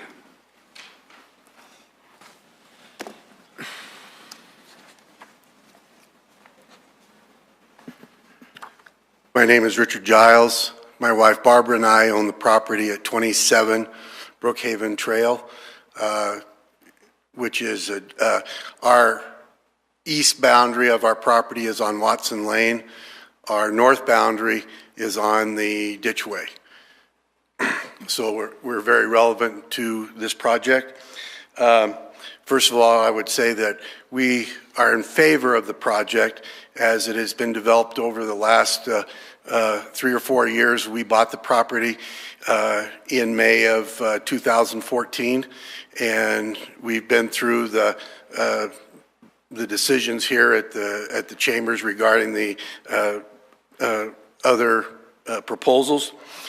We see this project as it is, that it stands now. Obviously, it's got to go through the platting process and all of that, but with the development of the project with 6 homes on that project. It makes it very similar to the houses on Watson Lane, as well as the housing in Brookhaven where we live. In speaking with a lot of my neighbors and people that live in Brookhaven, they're also in favor of the project as it is currently proposed. And I think it's the best thing that could happen to this property. As far as the grading of the property and bringing it up, obviously, as demonstrated in the drawings, and your question is that our property it would sit at about the same level as the property on the other side.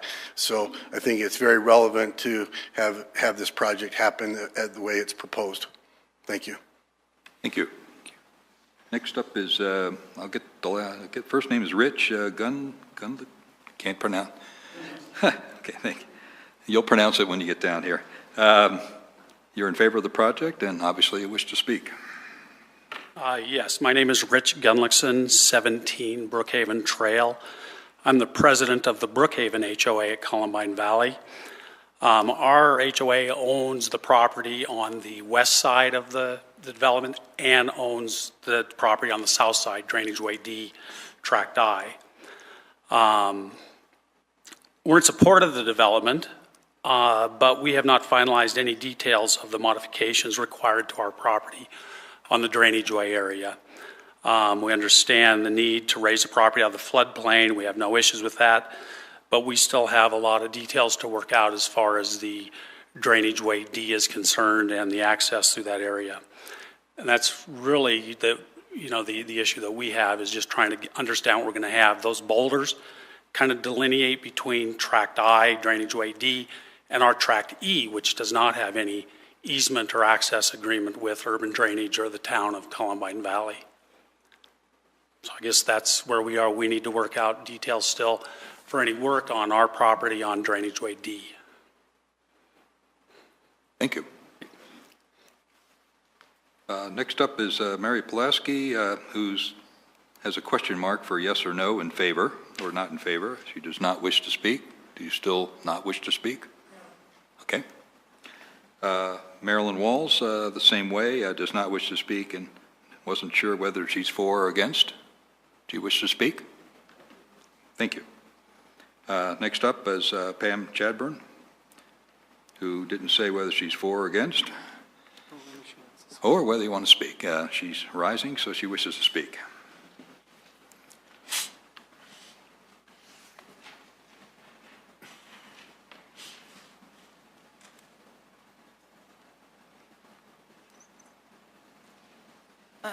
My name is Pam Chadbourne. I live a block and a half from here, and I commend you. You picked up a lot of the same things that I did, although that's kind of saying what I picked up was good. You picked up more, and thank you for that. I had the same concerns about the date. I think I understand that now. I'm glad you asked about that and got a resolution to it. But I did notice that this comment that the City of Littleton is stating that no basements are allowed, we disagree. And in the respec letter of December 2014, the comment is made, the city, that was prior to this comment, oops. The City of Littleton's floodplain regulations do not prohibit the construction of basements in filled SFHAs. Maybe this doesn't regulate or affect what you can do, maybe it does, but why not? So in the developments east of Federal, the townhouses, Steeplechase, there's like 3 or 4 eras of development there. Those basements leaked. In spite of that, Littleton decided to pass our own construction defect regulations to weaken them. And now we're saying, well, let's do fill, even when FEMA says, where fill is, basements are risky. And here's the table. And you can see that it says the lighter thing is follow guidance in this bulletin, ensure the building is reasonably safe from flooding, which is why they use that phrase. But look at the risk. This is increasing risk, and here's basements. And all of the high risk pretty much is there. So why don't we regulate that? Also, I mean, I'm sure you noticed there were 4 different construction methods. So to simply say they're going to conform, I would like you to specify which one, and I'd like you to specify the highest requirements so that the people who buy this are not at risk of just doing their due diligence, but that we, the city, protect buyers in this place.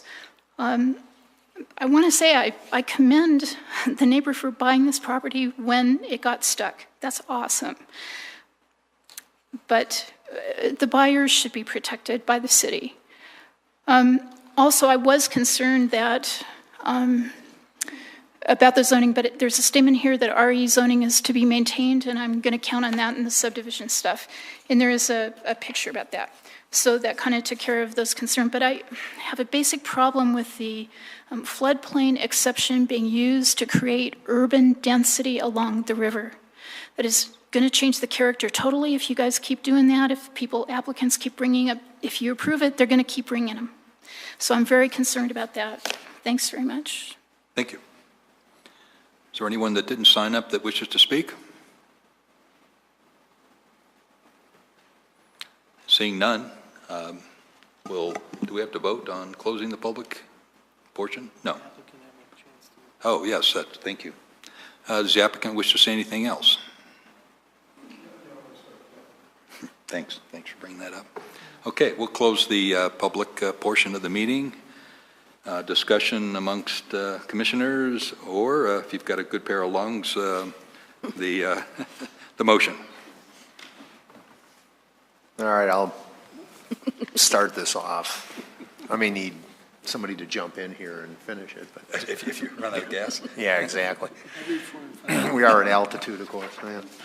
I move to approve Planning Commission Resolution 02-2018 concerning the floodplain use by special exception for modification of the Drainageway D floodplain at Watson Lane, case number ENG 17-0004, the following conditions.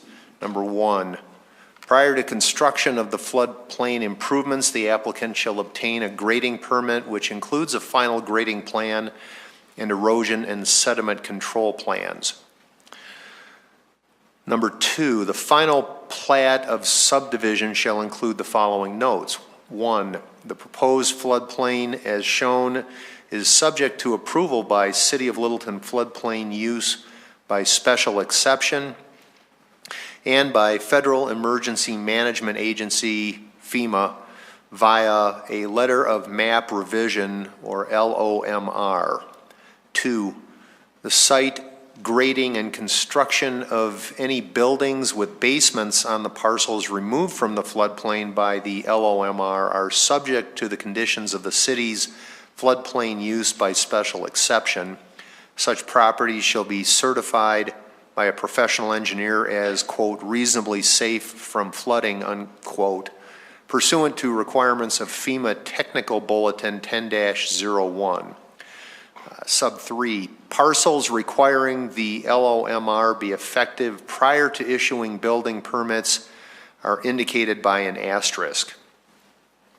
Number 3, prior to the issuance of the first building permit, the applicant shall prepare and record the final plat which demonstrates compliance with the approved use by special exception and the floodplain contained in a tract. Number 4, prior to application of the first building permit, the applicant shall complete as-built survey of the grading and a report with a certificate of compliance. Should the applicant opt to construct buildings with basements on land removed from the floodplain by LOMR, the certificate of compliance will include a professional engineer's certification that the fill material has been placed pursuant to requirements of FEMA Technical Bulletin 10-01. Condition number 5, applicant shall submit a letter of map revision application to FEMA and obtain approval. This LOMR must be effective prior to issuance of building permits for structures on any lot encumbered by existing floodplain. And condition 6, Any buildings with basements on such parcels will also be subject to construction requirements of FEMA Technical Bulletin 10-01 as part of building permit requirements. As-built drawings with professional engineer certification that such buildings are quote-unquote reasonably safe from flooding pursuant to FEMA Technical Bulletin 10-01, unquote, shall be required prior to certificate of occupancy. Second. Now you have to reread the whole thing. You don't need to think about it for a while. Dear God. Let me think about what I'm going to say next. We have a motion and a quick draw second. Do we have any discussion? Any discussion? I don't see. I just wanted to say, we talked about another condition, but it sounds like today that that's been resolved with the gravel pathway. So I don't think we need to add that. If Brian, if you'd also brought that up, does that seem satisfactory to you? I agree. And the only other thing that I would like to mention that Chair, could you turn off the voting board, please? Oh, you bumped that. Oh, whoops. Sorry. It's his fault. Yeah. That's why I'm here. just for as we were talking about, on page 7 where it talks about the city wants to encourage but cannot do anything about it, to review that and see if that's something that needs to be more than just encouraging. But I appreciate that too. Thank you. Anyone else? I was just going to offer compliments. I think it was good presentation by the applicant, good presentation by staff, and I thought a lot of good quality questions by the commission just in terms of digging through some stuff that we don't normally deal with a lot. So, but kudos to the applicant and his team for coming in with, I think, a lot of answers to stuff that we were posing. I'm going to support this. We're not water flow experts, although we're getting a little bit better at it now. This is our third shot here in the last few months, when some of us aren't engineers. Yes, I want to commend the applicant for clearing up some of my objections, which I thought were ironclad, but you cleared them up very well. Nice job. Any other comments? It is time to vote.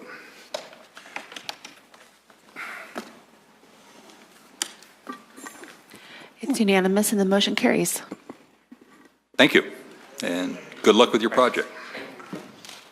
See you soon. Okay, we're still in business here, so if you're leaving, could you leave quietly? Thank you. Thanks for coming out. Staff report?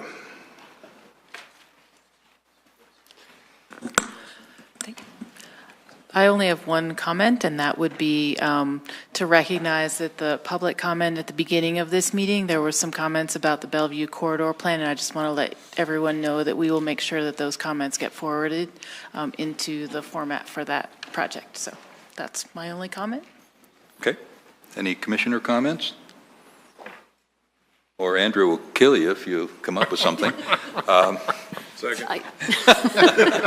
I just had one thing I wanted to say. So we will take a, I'm sorry, Robin? Yeah. Uh-oh. No, I just wanted to say that I went to the Transportation Solution conference that was on this last week, and I'm coming back with mixed reviews. The first portion of it where the LA Communications Director discussed how they passed a measure, what I really appreciated was a lot of her comments that dealt with how they engaged the community, how they would go out to where the community was. They didn't actually have the community come to them. They went to the community. Of course, this is LA County. There's 10 million people. It's a big process, but they would go to sporting events and anything that the little communities that were doing so that they could get into really talking to the people and hearing what they had to say and then incorporating that into their project. And I thought that was good stuff for us to think about too, about going out to our community as opposed to just always asking our community to come to us. The second portion, which I found disappointing, had to do with a panel, and it's transportation solutions, so I'm looking for maybe a little more innovation. But only one person on the 6th panel mentioned how autonomous cars are going to be affecting our transportation, and this is more of a mobility issue. There's a lot of discussion on using bikes in transit and walking. But what's missing is the fact that autonomous cars are coming a lot quicker than we think. And to ignore that was disappointing to me from the research that I have read, showing that this is greatly going to affect transit and our public. We're already seeing where Lyft and Uber take away from the transit because people find it more convenient and it saves them time. When you add driverless cars, I think this needs to be looked at. The gentleman I was sitting next to said that the conversation he heard was years old compared to what his community was already discussing. So I just bring that out there that maybe Denver needs to step up a little bit on looking how autonomous cars are going to affect our system. So it was an excellent meeting. I'm really glad I went. Thank you. Anyone else? No. We'll take a 6.5-minute break and reconvene in the conference room here, community room, and discuss the Bellevue corridor plan.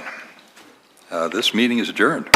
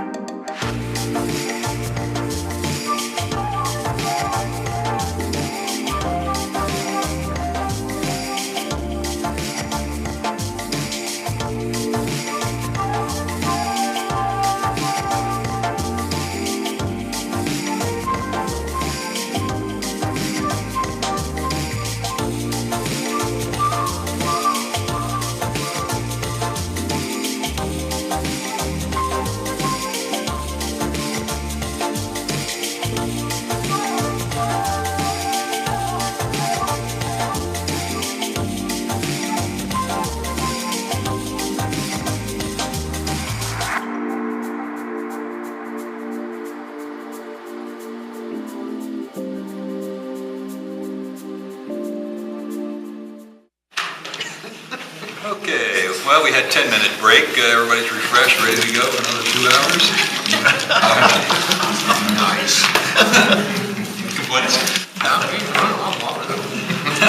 Okay, we're going to have a discussion about the Bellevue corridor study, or plan, I should say. We had a very well-attended, over 100 people meeting over at the church a couple of weeks back, and got a lot of good input, and maybe you can let us know what happened there. And some of the same boards were at the church, right? So, take it away. Actually, I'm going to introduce Dennis Sweeney, our senior planner, and he's going to start us off. Great. And I'll introduce Darcy White, who's a consultant clerk. But before she takes on, we just wanted to give you an overview of where we are and update in terms of, here's what we're hearing in terms of the process. And like Mark said, we were really pleased with the turnout we had at the second meeting. We had a good turnout at the first meeting, which is about last fall, and lots of great discussion, lots of great ideas, lots of commitment to the corridor from the residents and from the property owners. And Darcy and her team had started off with interviews last fall of key stakeholders, the property owners, residents, departments from the city, as well as people from South Suburban and other entities that are involved in the corridor. As you know, the corridor goes from Santa Fe over to the town limits for Beaumont, and so it covers a fairly good cross-section of territory in there. We're excited about what we're hearing, what we think the potential are.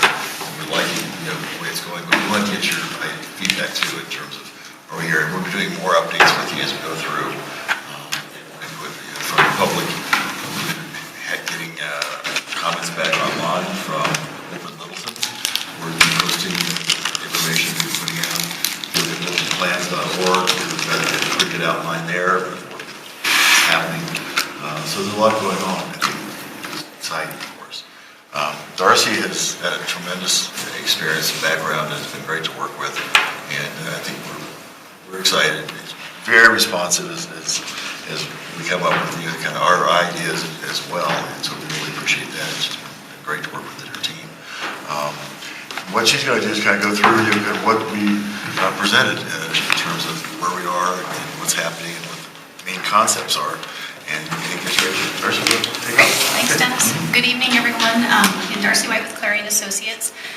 We can make this fairly brief. I will try to get through the overview pretty quickly. Dennis has covered some of the key things so far, but I'll give you a little bit of background on the process, talk about some of the foundational pieces that we're really working through the review process now as we lead into the draft plan, and wrap up with some of what we've heard so far. So Dennis mentioned the study area. I think the main thing I'll note here is really that we've intentionally gone broader than the immediate corridor, and that really takes into account the Goddard and Centennial neighborhoods, and that's been a really key part of the process in terms of hearing from not just the commercial businesses and property owners, but the residents from the surrounding area as well. So kind of a diverse array of uses and different considerations within the corridor.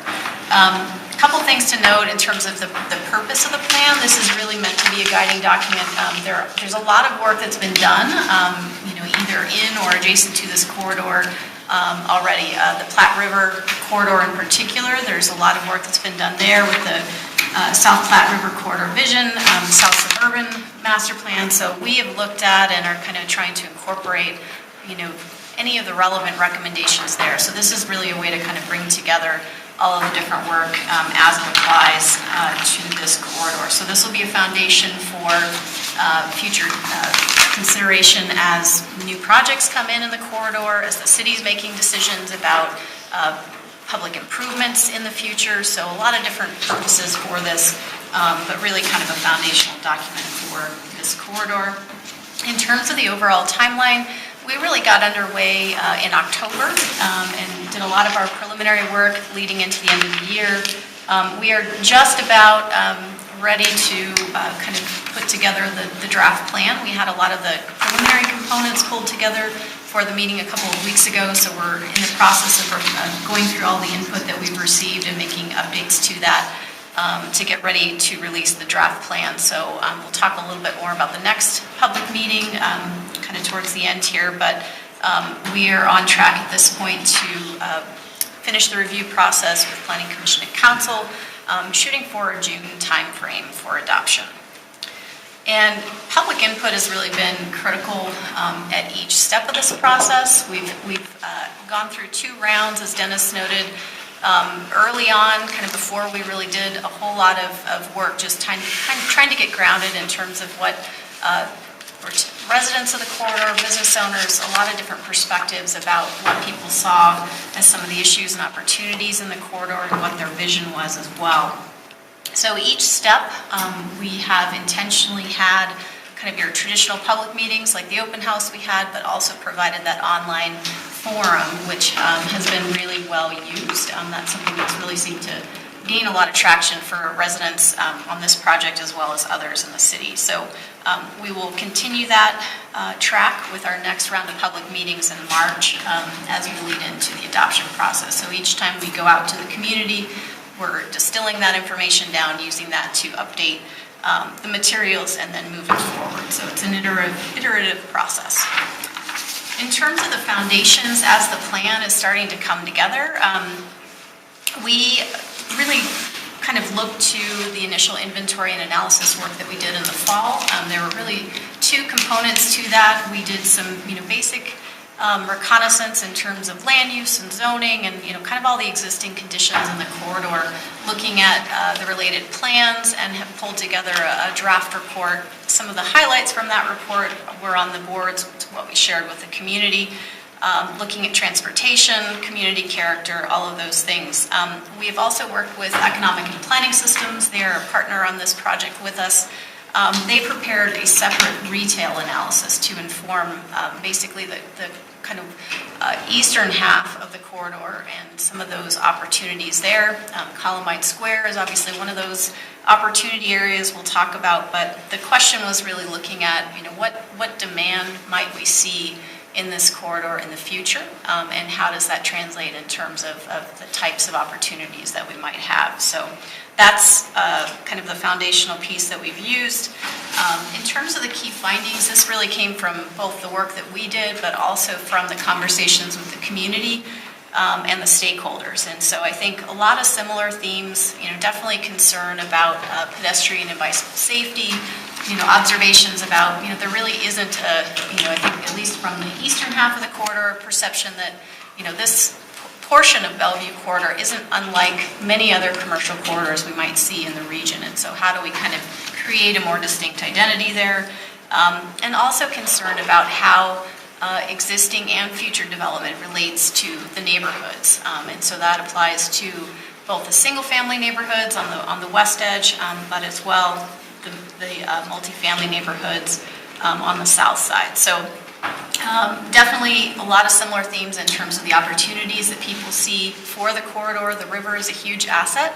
Everybody agreed with that. I think some of the local businesses, O'Toole's in particular, regardless of who we talked to, people said this is really a draw for the corridor, something that we can build upon. And neighborhood residents also talked about the sense of community. A lot of people have lived in the corridor for many, many years and have seen different iterations of development and change in the corridor, but they really value that sense of community. And so that's something we've tried to integrate into the plan recommendations. From a opportunity standpoint, the existing retail presence that you have with the big box retailers really is something that EPS highlighted as a way to attract some of those smaller businesses over time. And you also have a pretty diverse mix of housing in the corridor, which helps support those businesses as well. So jumping into some of the preliminary recommendations, as the plan comes together, we've got several kind of layers here in terms of the overall structure. The vision and principles are really the highest level of policy guidance. They set the stage for more detailed goals and policies, as well as some of the opportunity area and corridor enhancement recommendations. So I'll give you a quick rundown on those. And so In terms of the vision, this is really meant to be a safe multimodal corridor, connecting the neighborhoods, local businesses, and looking at those outdoor recreation opportunities. There's 5 principles that really help implement that vision. And so the first is really focused on that idea of creating a distinct identity. And there's a number of different ways that we've talked about trying to create that. And one is really focusing on the opportunity of creating more destinations within the corridor that really help create a distinct identity for the corridor. And the other focus is on public enhancement. So as you get new projects that come into the corridor, what types of characteristics would you like to see, as well as you're making, as a city, public investments in the corridor, what types of things might we do to help enhance the character of the corridor. Mobility and safety. I mentioned that was a key issue. This is really a big focus. And there's really 2 aspects to this. I think a lot of people have focused on the Bellevue corridor itself, so the actual right-of-way of Bellevue Avenue, which we all know is a very large right-of-way and a pretty challenging one. You've got high traffic volumes. It's challenging for pedestrians and bicyclists, and so a lot of the emphasis in some of the recommendations so far have been really trying to create those connections parallel to Bellevue Avenue. So you're not necessarily going to be able to shoehorn all of those things into the Bellevue right-of-way, but how do we create better connections from the surrounding neighborhoods to the river, try to bring those pieces together while still recognizing that Bellevue is going to be a pretty heavily traveled automobile corridor. Protecting and reinvesting in the corridor neighborhoods is our third principle, and this really gets at both the character of those neighborhoods. We do have one, the Arapahoe Hills Historic District in the area, but also just a fairly consistent character in those western neighborhoods that the residents really value, and it's pretty unique, even as other neighborhoods in the metro area are kind of evolving. It's still fairly intact in terms of that single-family character. The other aspect that we've tried to emphasize really gets to that sense of community, and so this is really helping reinforce the types of neighborhood programs that the city offers, and working with residents to really access those and kind of reinforce that sense of community by getting involved in the community. Principle 4 focuses on existing retail as well as attracting new retail. So we talked about the strength of having some of those large anchors in the corridor, but you also have a number of aging shopping centers which have opportunity to be revitalized, and some like Columbine Square that are in need of more significant change. And so we've got several goals here that really look at all aspects of the commercial areas within the corridor. And then the last one is focus on creating more places for people. And this really gets to, again, the idea of that sense of place, community gathering places. And so we've certainly heard from folks that there's interest in having more, whether it's as simple as having more restaurants that offer outdoor dining places, or community amenities as new projects come in. So, smaller pocket parks or plazas that are part of larger developments. So really looking at how to incorporate kind of some of those smaller destination type places as the corridor evolves over time.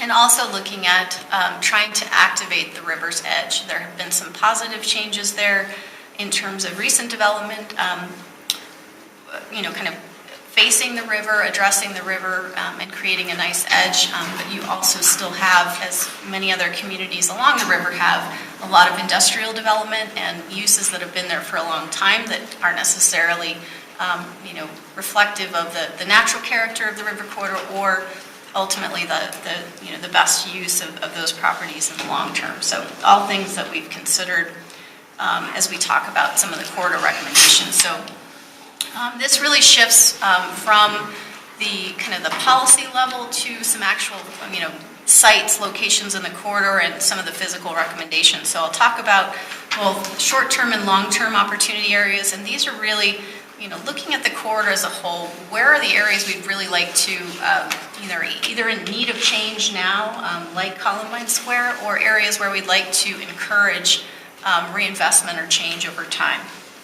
And then I'll talk briefly about some of the corridor enhancements, which are a little bit more targeted in terms of being tangible recommendations. So the blue areas, there's 4 near-term opportunity areas that we've identified, and then also a series of long-term opportunity areas. So I'll touch briefly on those. In terms of Columbine Square, I think this has been kind of top of mind for many people for good reason, and looking at both through the retail analysis as well as conversations with stakeholders and property owners. This site is really unique in terms of its size as well as its location within the corridor. So this is a great opportunity for the community. We have been working with staff. We've talked with the property owners, listening to the community, trying to incorporate recommendations that reflect the types of change that would be supportive of the community as well as make the best use of that site moving forward. So we'll talk a little bit about what we've heard on that here shortly. We also looked at Centennial Square, which is on the north side of Bellevue at Prince Street. And this is a center that actually recently changed hands. We met with the new owners. They are making plans to reinvest in this, so this is really just kind of reinforcing that. They're going to be reconfiguring the parking, making some improvements there, so that's positive in terms of the overall corridor. Riverside Downs, this is an area, I talked about the river frontage where they have made some improvements along there, but there's also a lot of surface parking along that edge. So in EPS's recommendation, they talk about trying to work with the owners there in terms of diversifying the retail tenants, encouraging some temporary uses along that parking lot edge in the near term, and then looking at potentially in the long term, how do you encourage that surface parking to transition to other uses over time. And Arapahoe Shopping Center, our last near-term site, really is kind of a unique location there across from the park. Residents really call this out as one of the things they really like about the corridor, even though the center is older, it's got some access challenges, but people really like the local businesses that are there. This is where they get their haircut, where they get their pizza, those types of things. And so the recommendations at this point are really building on the work that the city's economic development staff have been doing to kind of work with the property owners to try to make some investments in that property, and looking at ways to improve access to the site over time. So primarily focused on pedestrians, but there's some vehicular challenges as well. So this is really kind of near-term focus to kind of nurture those businesses and help retain that. But ultimately, in the long term, there may come a time where redevelopment is viable, and that's something that should be considered in terms of the long-term strategy. I'll just briefly mention the long-term opportunity areas. So east of the river, so we've got the Lowe's site, and then the cluster of businesses on the south side there between Santa Fe and the river, along South Zuni, and where the Christmas store, the fly shop, all of those uses. And so basically, this is a similar situation where those are all viable businesses today, but I think recognizing that in the long term, it may be viable to assemble those properties, take advantage of that riverfront property. It's probably a pretty long-term proposition, but the plan does contemplate those as long-term opportunities. The other area we have called out in the city of Littleton is Centennial Storage. And so that's an area where ultimately, outdoor storage may not be the best use for that site. It's very much a part of the corridor. It's next to King Soopers and some of the other uses in that area. So long-term opportunity there. We have also identified 2 sites that are actually in the city of Inglewood. So areas 6 and 7. And This is the waste transfer facility along the river, a huge site, right along the river. We met with the city of Englewood during our initial stakeholder interviews, and I think the main opportunity there is thinking about future access to this corridor. You don't have a north-south connection. Prince Street actually dead ends there. So that's really kind of, something to just flag in terms of if there were an opportunity in the future that the city has basically said, this is something we'd like to consider. We're willing to work with Englewood to try to figure out a situation where that might connect in the future. We've also identified the bowling alley as a similar kind of situation where anything that happens on these adjacent sites really helps the overall corridor within the city. So those boundaries, while important from a jurisdictional standpoint, don't matter so much from a if you're a resident or a business owner, they can all help. So. Corridor recommendations, we have some initial recommendations that we've been working through. We asked for feedback on this at the public meeting. We had a big map, we had people identify things, so a lot of feedback there as well. That was transferred online, and so we received additional feedback in terms of where do we need to work on pedestrian enhancements to make the corridor safer for pedestrians and bikes, those types of things. So we're going to be working through those recommendations with Public Works just to make sure that we're all in sync in terms of the locations that we're looking at, the types of improvements that might be considered. So that's something that will get folded into the draft plan. In terms of what we've heard, I think on the issues and opportunities, overall people said, yep, you got it. Those are the things that concern us as well. Particularly related to connectivity, safety and comfort, all of those things we've talked about. There were a few observations in the comments, I would say some skepticism about, can you really create identity out of this space? What does that mean? Is signage really the best way to do that? Is that what we should be using our resources for? So just some different perspectives on the uniqueness of the neighborhoods, couple comments saying, well, they're really not that unique, but we were trying to reflect what we've heard from the neighborhood residents specifically. So a few observations there. In terms of the vision and principles, I think generally we've heard support for the different focus areas we've identified, particularly when it comes to the gathering spaces and kind of trying to create those places for people. People want to see more restaurants that have patio seating. They want to see more community amenities, and they'd like to see some of the surface parking in the older centers be revitalized. So those were all things we definitely heard support for. In terms of areas where we didn't necessarily hear kind of common themes, I think the river's edge. There were definitely some different perspectives on that. Some people really like the idea of having a more urban river edge that kind of has outdoor seating and maybe some steps down and that type of thing. But there's another perspective out there of really wanting to have a more natural river's edge, and that's an altogether different thing. And so definitely seeing both sides of that. We've also heard some differences of opinion about the types of housing that people would like to see not in the corridor going forward. So some people were very supportive of wanting to see senior housing and multifamily housing and different types of housing opportunities. But we've also heard some perspectives about, we don't want any more people in the corridor, and high-density housing means a lot more people, which means more traffic. And so you've kind of got that back and forth in the mix in terms of the overall direction. We also received, some pretty specific recommendations about, we need to have public restrooms, a community center, all kinds of specific suggestions within the corridor.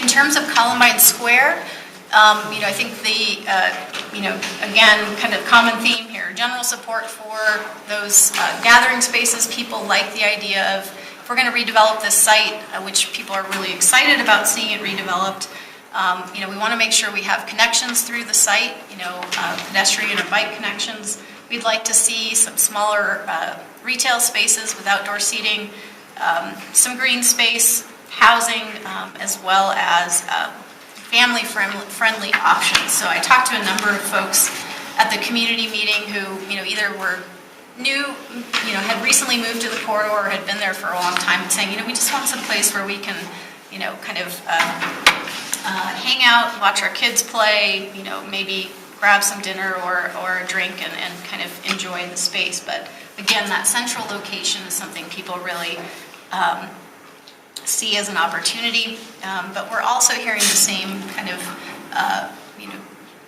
dichotomy a little bit in terms of the specific types of housing. But I think in terms of having a mix, if there is going to be a mix of housing, the preference is that those transitions next to the neighborhood are going to be really important in terms of scale and massing along the edges of the site.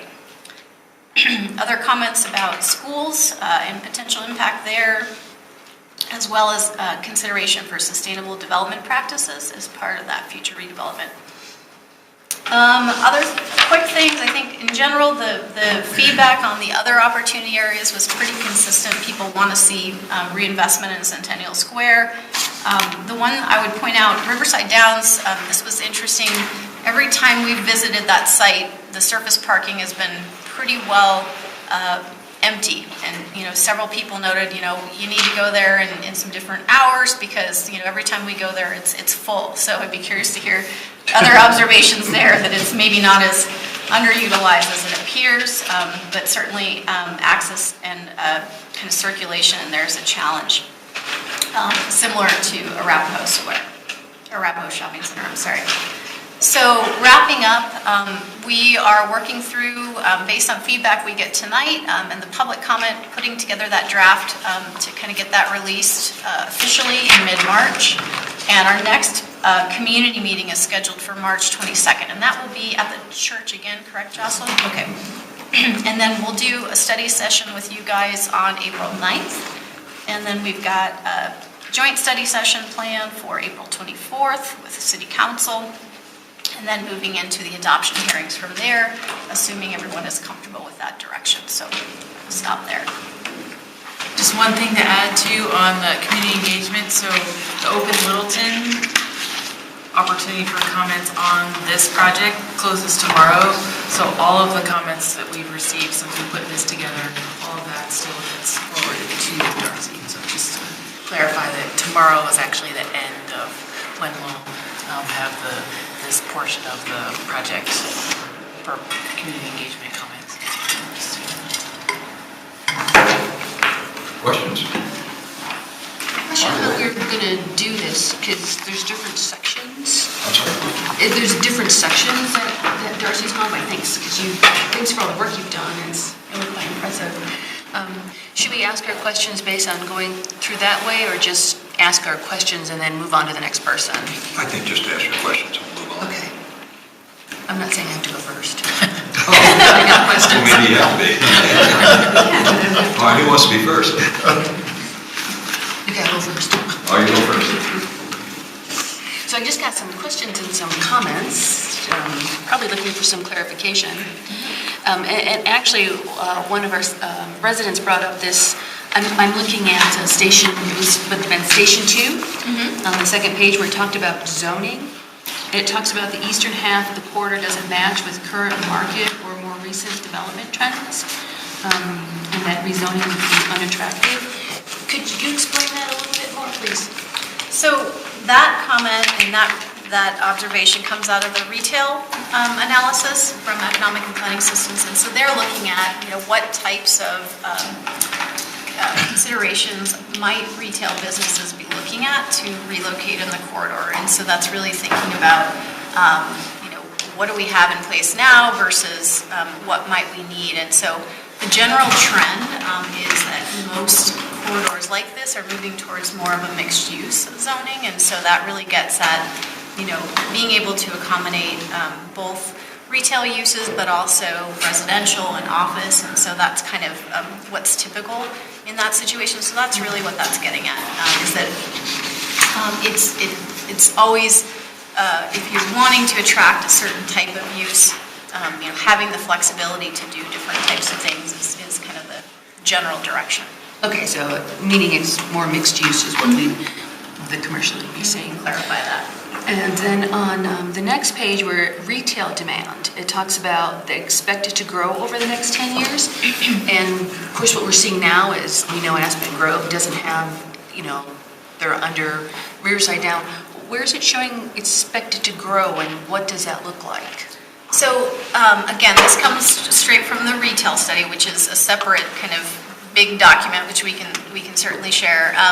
They basically have looked at the retail trade area for this corridor and done an analysis of, what types of businesses are out there today, where might we have gaps, what are we likely to see based on local and national trends in retail. And so the general kind of findings coming out of that were, really that you're pretty well set in the corridor in terms of the big box users, but you're probably going to have more small kind of supportive retail uses that might be interested in the corridor.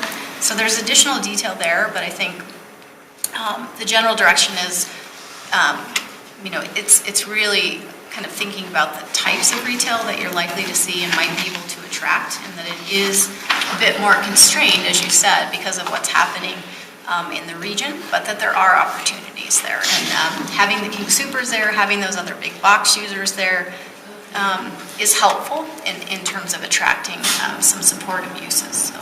And retail analysis also says the momentum from that reinvestment that's really critical too. People see King Soopers and retail, and to the business perspective is really important. So you're tying a good place to. Whereas the other, we're talking about like Riverside Down, that's an enclosed area where you have to specifically go to, so hence the difference between that. Okay, I would be interested to see that economic report just to get a better idea of the community. This is just moving on to where it talks about the transportation mobility, the multimodal transportation master plan. One of the things I've heard a lot about in this particular area, I think you can say this for most parts of the city, is there's traffic concerns, and I didn't see that addressed here, and I was wondering, can that be incorporated into here also? So we did look at traffic counts in the corridor, and in talking with Public Works, I think anywhere in the region, you are going to see more traffic. It's, we are growing as a region, as a city, and that is something that's going to happen. I think what we look at in terms of the overall planning is the classification of that corridor, that it is intended to be a major east-west thoroughfare, and that needs to function that way. So we've been working with Public Works to really think about, how do you help make it, as I said, kind of safer on the periphery, but we've not focused on, trying to slow traffic down specifically, or that we're going to be able to change traffic in the future. It is going to grow. I think the goal is to try to make the corridor function as efficiently as it can, as safely as it can for all modes, so for bikes, for pedestrians, as well as vehicles, and that's where looking at those kind of off Bellevue linkages are going to be just as important as anything that happens on Bellevue itself. So. Well, a lot of the report does go into the other modalities. It talks about extensively, but I think acknowledging the people's concerns about traffic is important. Okay. Just because it's a concern. Sure. Not to say that you can fix it. Yep. Just that it's a concern.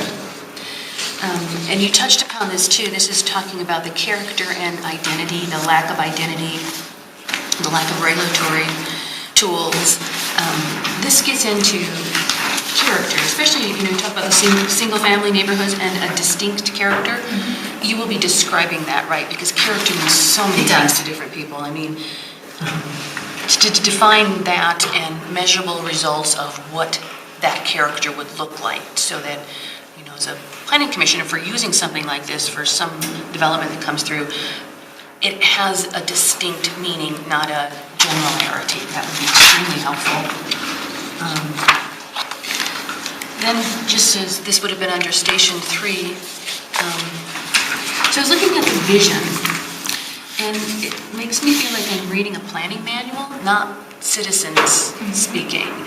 And I always think of the vision coming from the citizens, obviously more than that, but this doesn't sound like a citizen vision, and that concerned me a bit, because this is a community that's has a distinct reverence for themselves. I'd prefer to see what the citizens actually said, incorporating the issues you have in here, because they are important.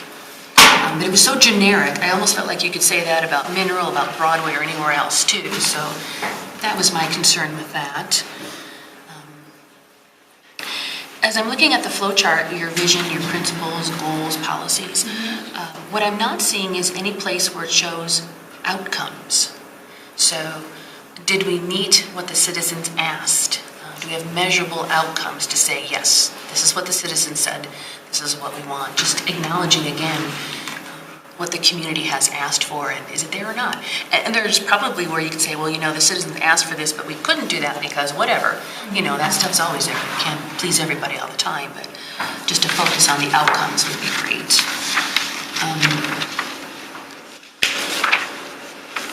We already talked about the describing the character and more than the word character. You know, in my neighborhood, that's the South neighborhood, they just say, you know, the character, nothing else. It's very frustrating. So we do, you'll see this when the full draft comes out, but in the inventory report, we went through each of those areas. We've got images, we've got a whole explanation about those to support that. So I understand it's a little tough to interpret and it's So there'll be much detail. More detail, yes.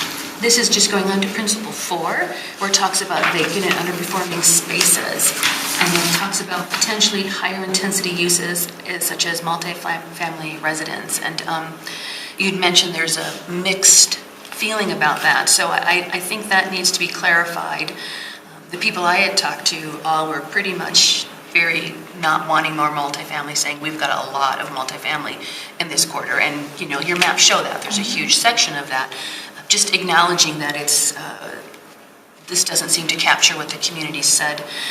Also that even just recently in the Littleton Independent, the councilman for that area said that all the constituents that are getting back to him say they don't want it. So just some acknowledgement perhaps that could be clarified a little bit more.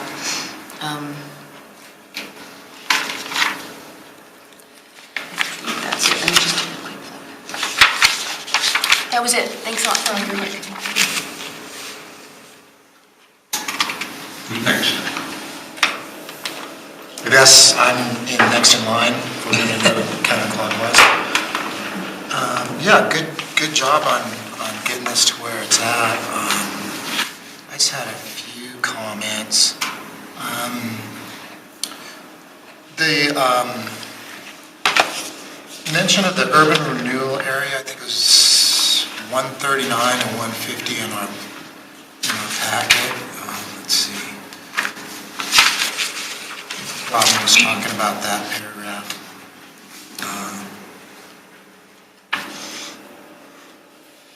Yeah, urban renewal area, it's under the existing land use and development. Yeah, page. That paragraph, is there any reason not to mention lift right there? Or is that politically incorrect anymore? No. That's their one area. Yeah, so I think maybe pull in something about lift since that's a kind of a big deal. Relates to that specific urban renewal area. The character, just in general, I think the South Platte River vision plan kind of maybe is kind of a big flag to how we can define character for this area, because really one of the dominating features of the whole corridor is it's bisected by the South Platte River. So I think there could be more emphasis on the South Platte River and the vision plan elements is incorporating into as big opportunities, and they are mentioned in there, you know, as River Edge. I think you have. I think that's more development oriented, and when I think of River Edge, I think of actually where the water hits the shore, and that's a huge opportunity as well, because right now, I heard you say some of the comments from the public, we want a more natural river channel. We don't even want anything down there because we want it natural. Well, that's an engineered channel by Army Corps of Engineers. It's like, that's exactly how you don't want to do a river. That's 1950s, 60s design. So there's a lot of things that are being done right now to enhance that. And so that river channel is really impacted through the study area. However, there's ways to soften the riprap edges and allow river recreational users such as fishermen and waders and those who like to paddle canoes and kayaks and inner tubers a way to get safely to and from the edge of the river to the bike path.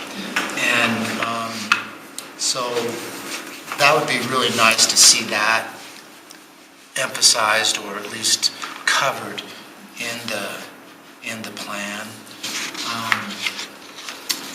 Moving over to the Parks, Recreation, Environmental Resources, that map, I believe that's page 142 of 150. It shows trail river access points, and I believe those, what are those? Are those trail access points? Yeah, they're not really river access points. So if I think of a river access point, I think of when you go up to Salida or river communities along the Arkansas River. This is where the locals, where they go down and they go to play on the river. And that's what we're lacking all along the South Platte River corridor and Littleton, particularly in the study area as well. And that can be a huge economic development opportunity in that you get people, maybe not be the residents from right in the study area so much, but you'll have people from all over the metro area and all over Colorado coming to enjoy the South Platte River more and more as those type of improvements are made. That's it. Good comment so far. That's great. Thank you. Bruce? I guess I'm next in line rather than wait to the end. Sorry. I'll be brief. Public input. What we're seeing for Mineral Light Rail Station is we have the draft plan, and right next to it we had raw data from the public. And I kept going back and forth looking at each to make sure that public input was in this plan we're working on, this framework. I expect the same here, that we'll have this raw data that we can just, whether it be 90 pages or whatever, a comment, just slop them all together and let us wade through it. Okay. More emphasis on implementation, outcomes, expectations. I want to be stronger with that. How do we get what we want? Let's see. Initial suggestions for Columbine Square.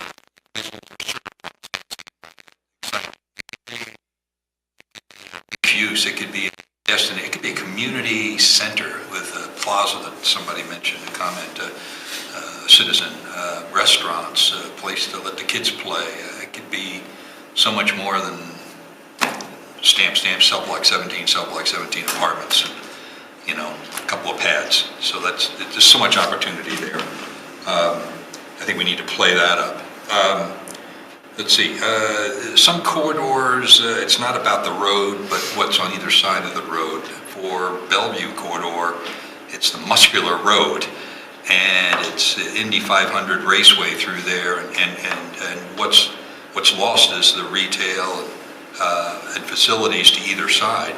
Even though it's a very bustling area, it's jam-packed with stores and retail. So how do we calm Bellevue? Is it center median or edge work? It's such a wide right of way. It's a toughie, but God, I'd love to see further to the west. As soon as you get into the residential area outside of Littleton, you've got that median right there. It's beautiful. Gee, why can't we have something like that here that would calm the traffic a bit and give us some identity that carries through. Comments, yeah, the area is bustling but has no identity. We need more emphasis, a little more emphasis on the study, defining the character. what is that character that you mentioned? And lastly, I want this study, this corridor study, to read like it's written by the community, not by planners and commissioners.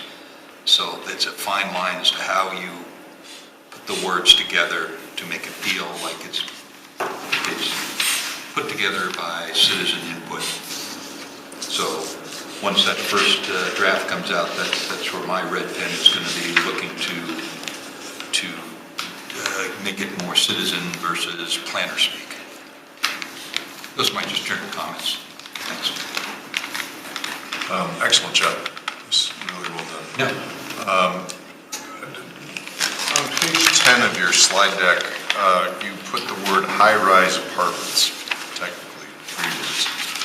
Did that come from feedback you received from the community, or is that just a reality of what B2 zoning offers? Page 10 of the slide deck.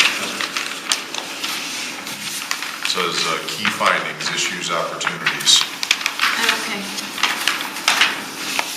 On the very bottom, it says diverse housing, single to high-rise apartments. So that actually came out of the community comments as something that the community valued, and there's one, the senior housing project. There's singular, and all of us wonder how it got there. And I don't think it's calling for more, it's more just saying, recognizing that it's there, and there's an advantage to it, and it does provide an alternative. And part of the context there, I think, was that it also meant that there were a diversity of people living in the corridor, and that was something everyone really liked about living there, so. I find that comment hard to believe, but if that's what you... That came out of the October meetings that you guys did. Yeah. So. Okay. I don't know that you have a crystal ball any better than ours, but I'm under the impression that big box retail is dying. But I do very much appreciate you call out in several places a small neighborhood-oriented convenience retail, small specialty food stores, furniture, etc. How do we still attract the kind of retail that we wish without needing those giant anchor stores that has traditionally been the center of a strip mall? And I use as case in point, River Point, for example. They haven't been able to keep an anchor tenant yet, maybe other than the gym. What is that place called over there? Not Southlands, Aspen Grove. The one over there, Southlands. They're all half empty.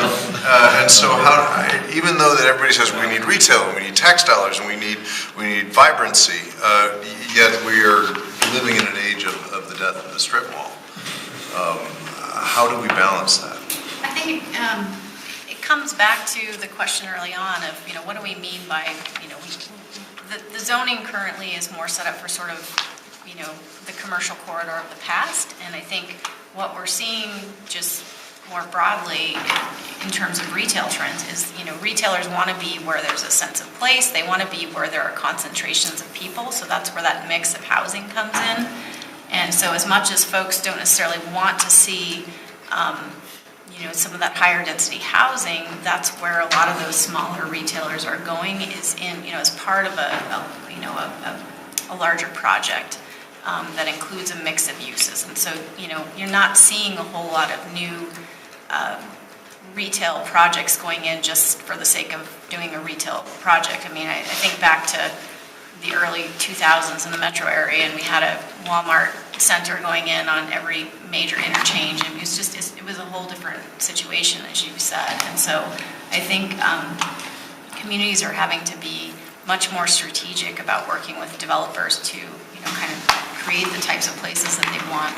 And that doesn't always guarantee that you get those tenants. And so I think what Matt acknowledged from economic planning systems is, try to build on those opportunities that you have in the corridor. I think the property owners that we talk to,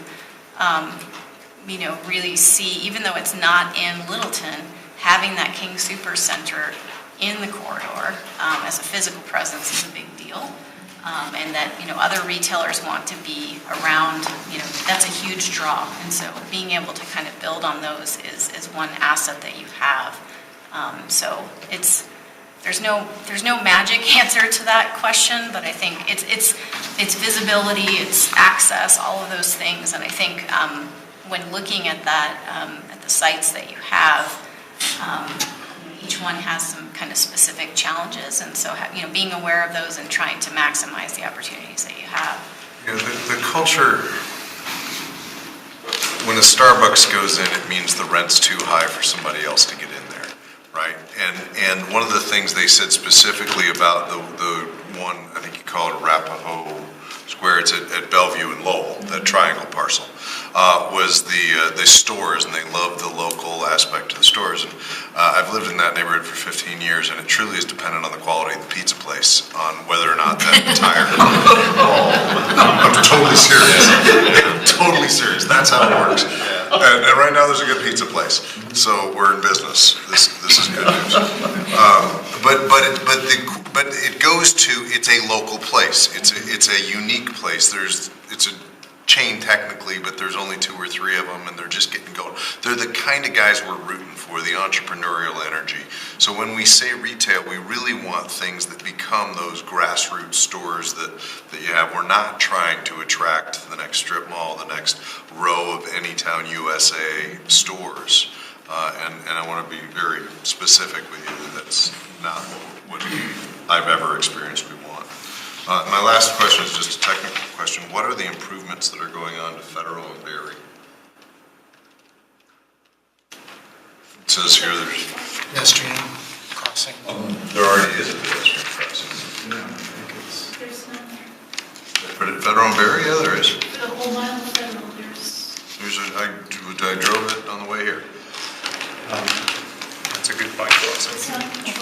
Okay, thank you. So very good job. I appreciate your work on this. One technical note on the exhibits, it'd be great if you could move the boundary line of the study area to the east right-of-way line of Santa Fe, because some of the sidewalk improvements identified in the plan are actually outside of the dashed line.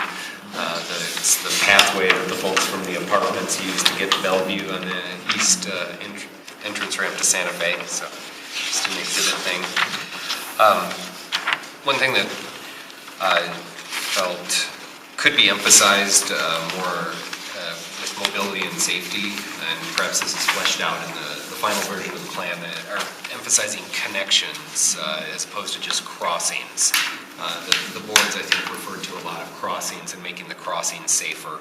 And there's certainly opportunities for that to make those safer, but connectivity is a really important part of this, particularly the east-west.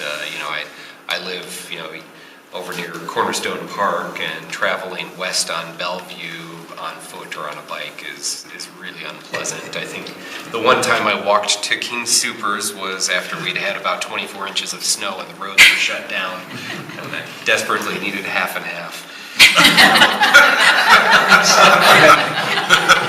And the gas additive for the snowblower, if I'm being honest. Yeah. It was a pleasant, if cold, walk. I do appreciate the discussion on the sidewalks and emphasizing the desire for detached walks, although it might be to the extent feasible given the right-of-way, because just eyeballing the right-of-way compared to the corridor, when you start getting west of Federal, there may not be room for detached walks, and those are folks' front yards right now. The last point does touch on kind of the local retail people have been discussing, and the plan, I think, is going to have to address that. How do you attract foot traffic and balance that with neighborhood concerns about multifamily housing, and a reality we might have to accept as a community, that if we want those adorable local shops, we may have to consider densities that are higher than some are comfortable with. I think, to my experience living in Lowry, and also the discussions I've heard from folks in the development community at the land use law conference, where someone was talking about it's tough to get that retail into the mixed use. You can sell the apartments, but the developer pretty much has to subsidize the rent for those local shops. So just acknowledging that that's a big challenge. I think one of the things we'll try to do is just emphasize that, density doesn't always have to be a 4-story walk-up or a 3-story walk-up apartment. There's a lot of different kind of more creative configurations where you can mix it up, and I think that's part of trying to help convey it can be really compatible with the neighborhood if it's done well, and that there are other options. So we'll try to emphasize that. Throw out some of those options if you would right now. Throw them out. Townhomes, small lot, single family. There's all different, Duplexes, Yeah. patio homes. Patio homes and townhome sounds. Although again, this may require some trade-offs.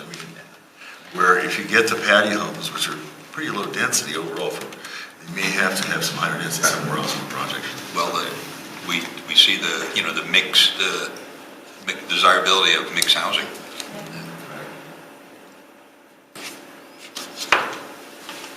So I would just say that this is it's a big opportunity, and I think that you're on the right track. I share some of the skepticism fellow commissioners have shared about retail and just the future in this whole corridor and in our society in general. So I think that we need to be looking beyond even current studies and current methodologies for retail assessment. And as Chadbourne mentioned in public comment about economic development and some of the studies that they're doing. And so I hope that your consultants on here are accessing the information that other groups are doing and incorporating that, because I assume that that's also expensive, and trying to incorporate as much data and information would be really helpful. But good job, it's on the right track. Well,